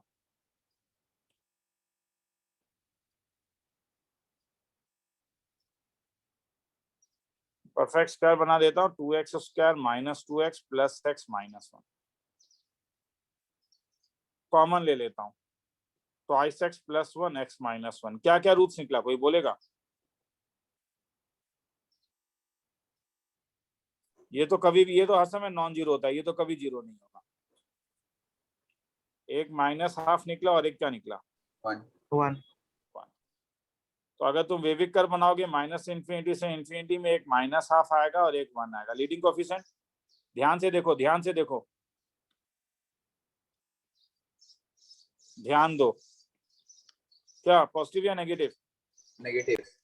ध्यान दो, ध्यान दो, ध्यान दो। हाँ नेगेटिव, ये है तो नेगेटिव, तो ये वाला पॉजिटिव, ये वाला नेगेटिव, मतलब ये डिक्रीजिंग, ये डिक्रीजिंग, और ये वाला इंक्रीजिंग। किसी को लिखना है तो लिख लो, फिर आगे चलें।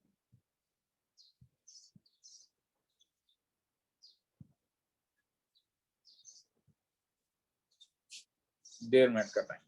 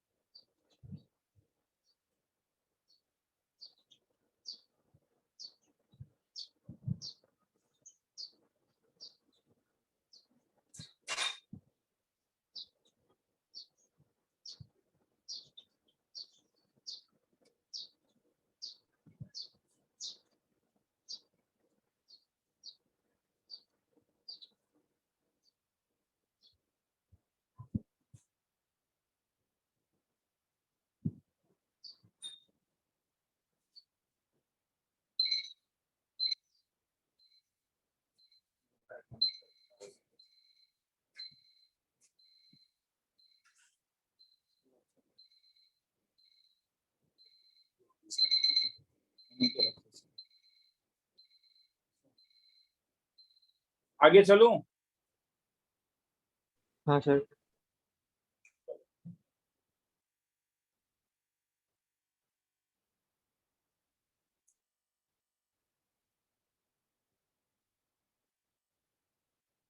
F of x is equal to x by log x, इसका निकालना है। तो एफ डैश एक्स क्या हो जाएगा?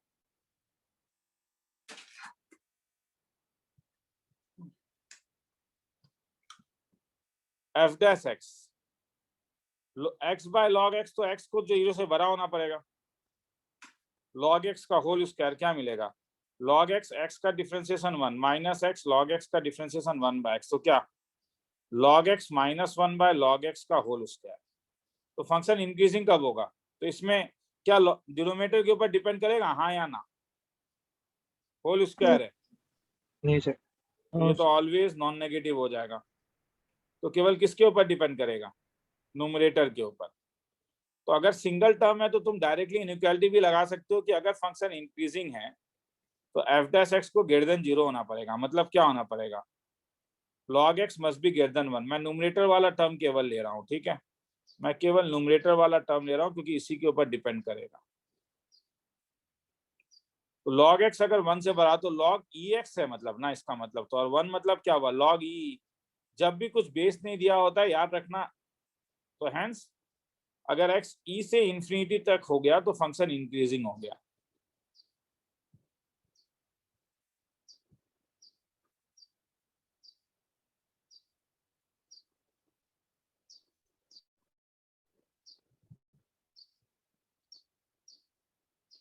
चलो, फंक्शन अगर डिक्रीजिंग है तो तरीका फिर से यही बना रहा है, तो क्या होना पड़ेगा, F dash x less than 0 होना पड़ेगा, मतलब log EX 1 से छोटा होना पड़ेगा। 1 के बदले क्या लिखोगे, log EX log EE से छोटा होना पड़ेगा, कैंसिल करो तो x को e से छोटा होना पड़ेगा, बट x हर समय 0 से भरा है क्योंकि डोमेन के लिए 1 तो x नहीं है, ठीक है, तो hence x belongs to 0 to e, मगर x 1 भी नहीं हो सकता है क्योंकि डिनोमिनेटर यहाँ पे 0 हो जाता है।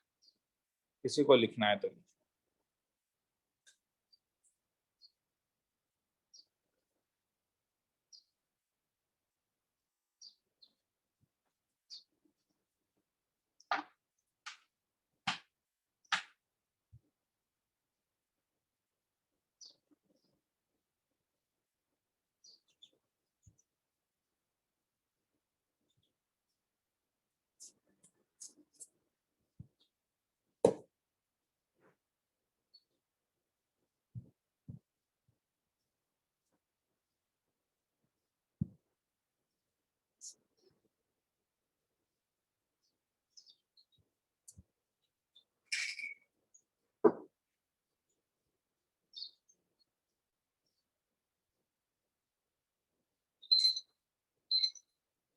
आगे चलूं,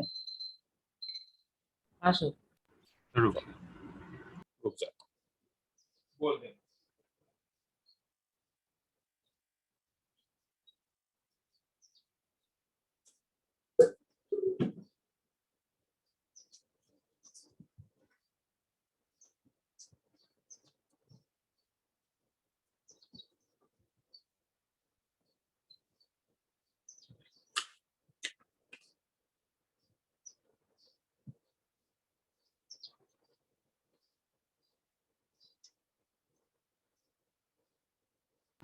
हो गया सर। चलो, कभी कभी डोमेन बड़ा या छोटा होता है, हाँ उस चीज को ध्यान दोगे, जैसे तुम्हें इंटरवल ऑफ इंक्रीजिंग डिक्रीजिंग निकालना है, एफ ऑफ एक्स का वैल्यू साइन 3x है, मगर x 0 से π/2 में है, तो मगर साइन का जो आर्गुमेंट है ध्यान से देखो वो 3x है, ठीक है, तो अगर यहाँ पे पहले तो एफ डैश एक्स निकालोगे तो एफ डैश एक्स तुम्हारे पास निकल गया 3 इंटू कॉस 3x, मगर अब कॉस x के ऊपर थोड़ा ना काम कर रहा है, 3x के ऊपर काम कर रहा है, तो ये क्या करेगा, ये डोमेन को इनलार्ज कर देगा। कैसे, क्योंकि तब अब तुम 3x के ऊपर काम कर रहे हो, तो 3x कहां से कहां तक लाई करेगा, 0 से 3π/2, तो यहाँ पे कौन कौन सा क्वाड्रेंट छुपा हुआ है, फर्स्ट सेकंड और थर्ड। फर्स्ट में क्या होगा, cos थ्राइस x पॉजिटिव, क्योंकि तुम cos थ्राइस x के बारे में, और सेकंड थर्ड में क्या होगा, cos थ्राइस x नेगेटिव। तो मुझे बोलोगे f डैश x पॉजिटिव कब होगा, जब थ्राइस x फर्स्ट क्वाड्रेंट में लाई करे, तो कहां से कहां तक, 0 से π/2, मगर काम तो तुम्हें x के ऊपर करना है, तो x कहां से कहां तक लाई करेगा, 0 से π/6, ये इंक्रीजिंग है। डिक्रीजिंग कब होगा, जब थ्राइस x कहां से कहां तक लाई करेगा, सेकंड और थर्ड क्वाड्रेंट, तो कहां से कहां तक, π/2 से लेके 3π/2 तक, तो x कहां से कहां तक लाई करेगा, π/6 से लेके π/2, तो ये क्या हो गया बोलो, डिक्रीजिंग हो गया। किसी को डाउट है तो बोलेगा, क्योंकि 3x है तो ये डोमेन को इनलार्ज कर देता है, मगर आंसर तो x के टर्म में होना चाहिए, इसलिए फाइनली तुमने x के टर्म में निकाला। कहीं डाउट है तो बोलो।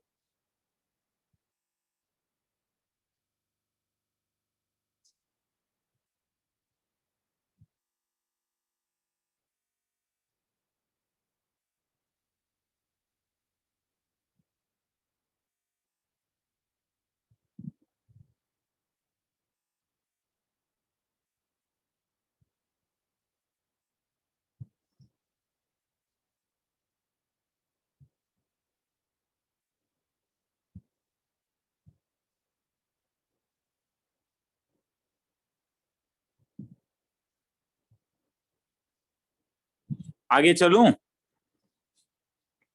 सर थोड़ा रुकिए।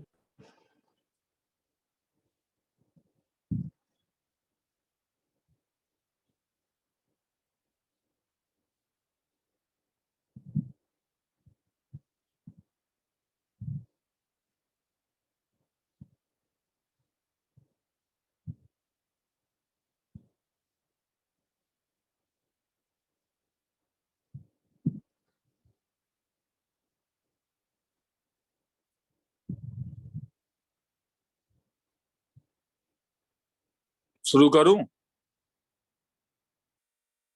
हाँ सर। तो डोमेन चेंज होता है रे, ये चीज को याद रखना, ठीक है। इनराज x/2 होने से छोटा होता है, 3x होने से बड़ा होता है। अब कभी कभी तुम्हें एक पैरामीटर निकालने बोलेगा, मगर हम लोगों ने फंक्शन में एक काम किया था, अगर तुम्हें थोड़ा सा याद है तो। अगर मुझे कभी भी बोले a हर समय f(x) से बड़ा है, तो a को किससे बड़ा होना पड़ेगा? For all x। तो क्या a को उसके मैक्सिमम से बड़ा नहीं होना पड़ेगा? हाँ या ना, जरा सोचो। हाँ सर। और a अगर हर समय f(x) से छोटा है, तब a को किससे छोटा होना पड़ेगा? F minimum. Minimum of f(x). तो क्वेश्चन कभी ऐसा हो सकता है कि suppose f(x) is equal to kx minus 3 sin x is always increasing, ये हर समय इंक्रीजिंग है। Find range of k।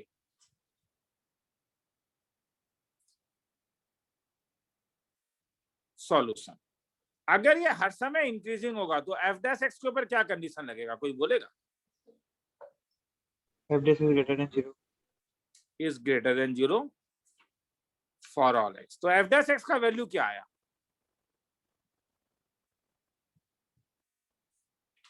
k minus, मतलब k हर समय 3 cos x से बड़ा।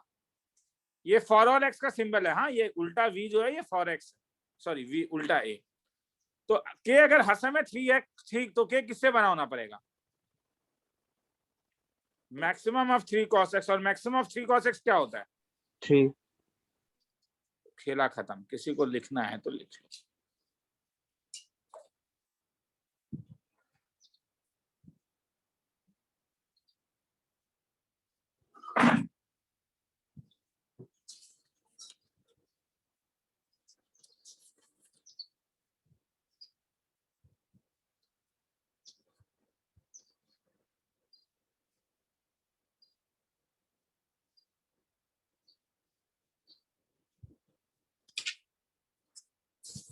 अंडरलाइन करो, हल लगे सर। लिख लिया?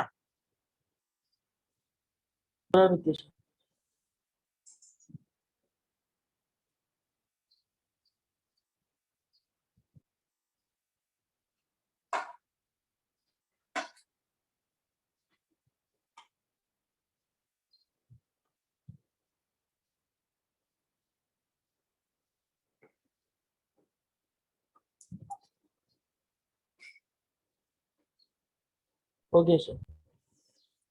चलो,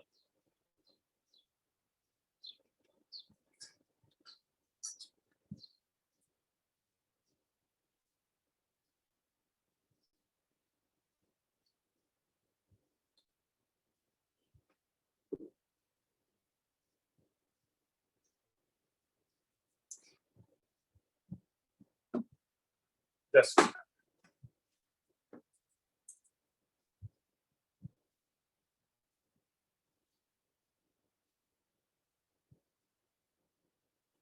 एक क्वाड्रेटिक इक्वेशन हर समय पॉजिटिव कब था? कंडीशन याद है? A A greater greater than than 0, discriminant less than 0. तो find condition on k such that f(x) is equal to kx cube minus 9x square plus 9x plus 3 is always increasing.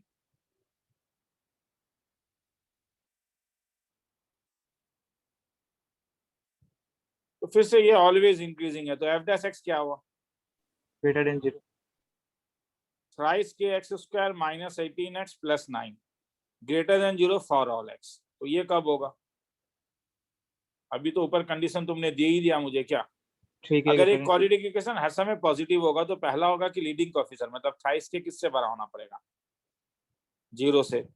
और second condition जो इसका discriminant है वो क्या होना पड़ेगा? less than 0. Less than 0। तो उससे k ग्रेटर देन 3 आ जाएगा। तो दोनों ही होना पड़ेगा, तो 1 इंटरसेक्शन 2, के 0 से बड़ा, के 3 से बड़ा, तो के कहां से किससे बड़ा, तो के 3 से इंफिनिटी तक। किसी को लिखना है तो लिख लो, फिर आगे चलो।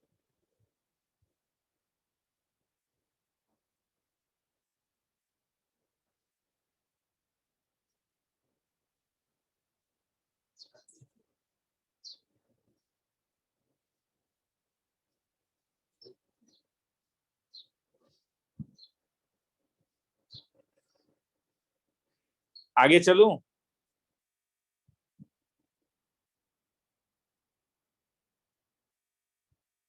हाँ चलो चलो।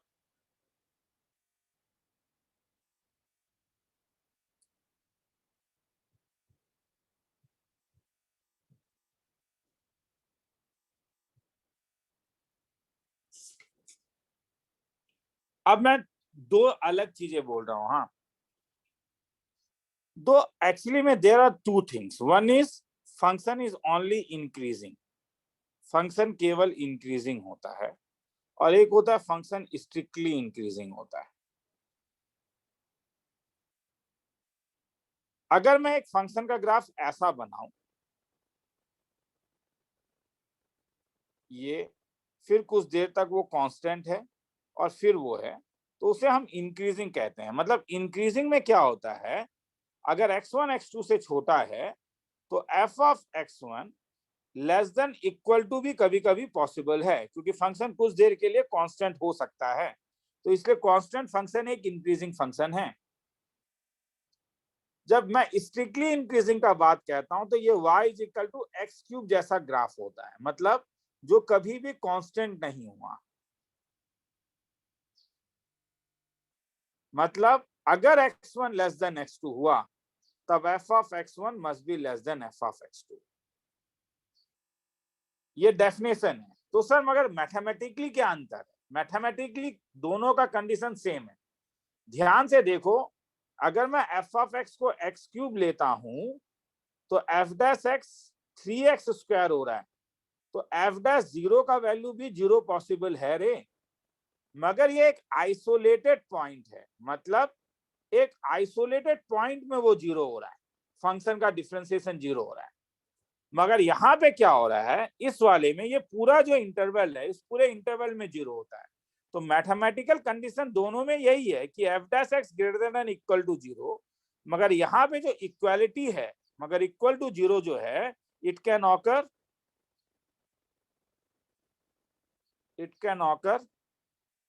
इन एन इंटरवल, एक पूरे इंटरवल में वो ऑकर कर सकता है। मगर यहाँ पे भी कंडीशन यही है, f डैश x, मगर यहाँ पे इक्वल टू 0 कहाँ पे होगा, कोई बोलेगा? Single interval origin equality occurs eight single point, मगर वो सिंगल पॉइंट का हम लोग इसे और एक नाम देते हैं क्या, आइसोलेटेड पॉइंट्स में। 1 2 3 4 इंटरवल में नहीं होगा। तो अंतर यहाँ है, लेस देन इक्वल टू और लेस देन।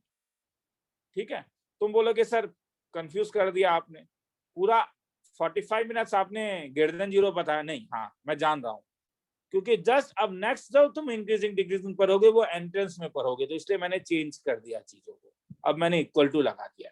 बोर्ड में तुम ग्रेटर देन 0 कर देना, एनसीईआरटी ने वही किया हुआ है, लिखना है तो लिख लो। ऐसे ही डिक्रीजिंग और स्ट्रिक्टली डिक्रीजिंग होता है, जिसे मैं लिखा नहीं रहा हूं।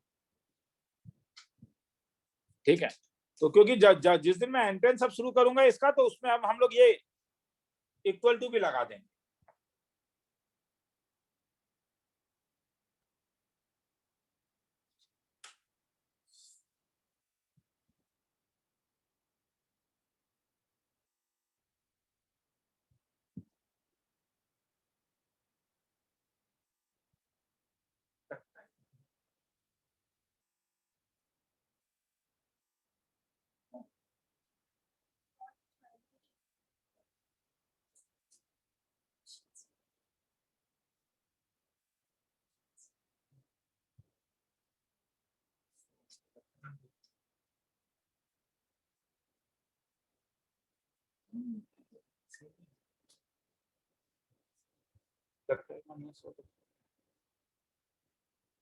लिख लिया?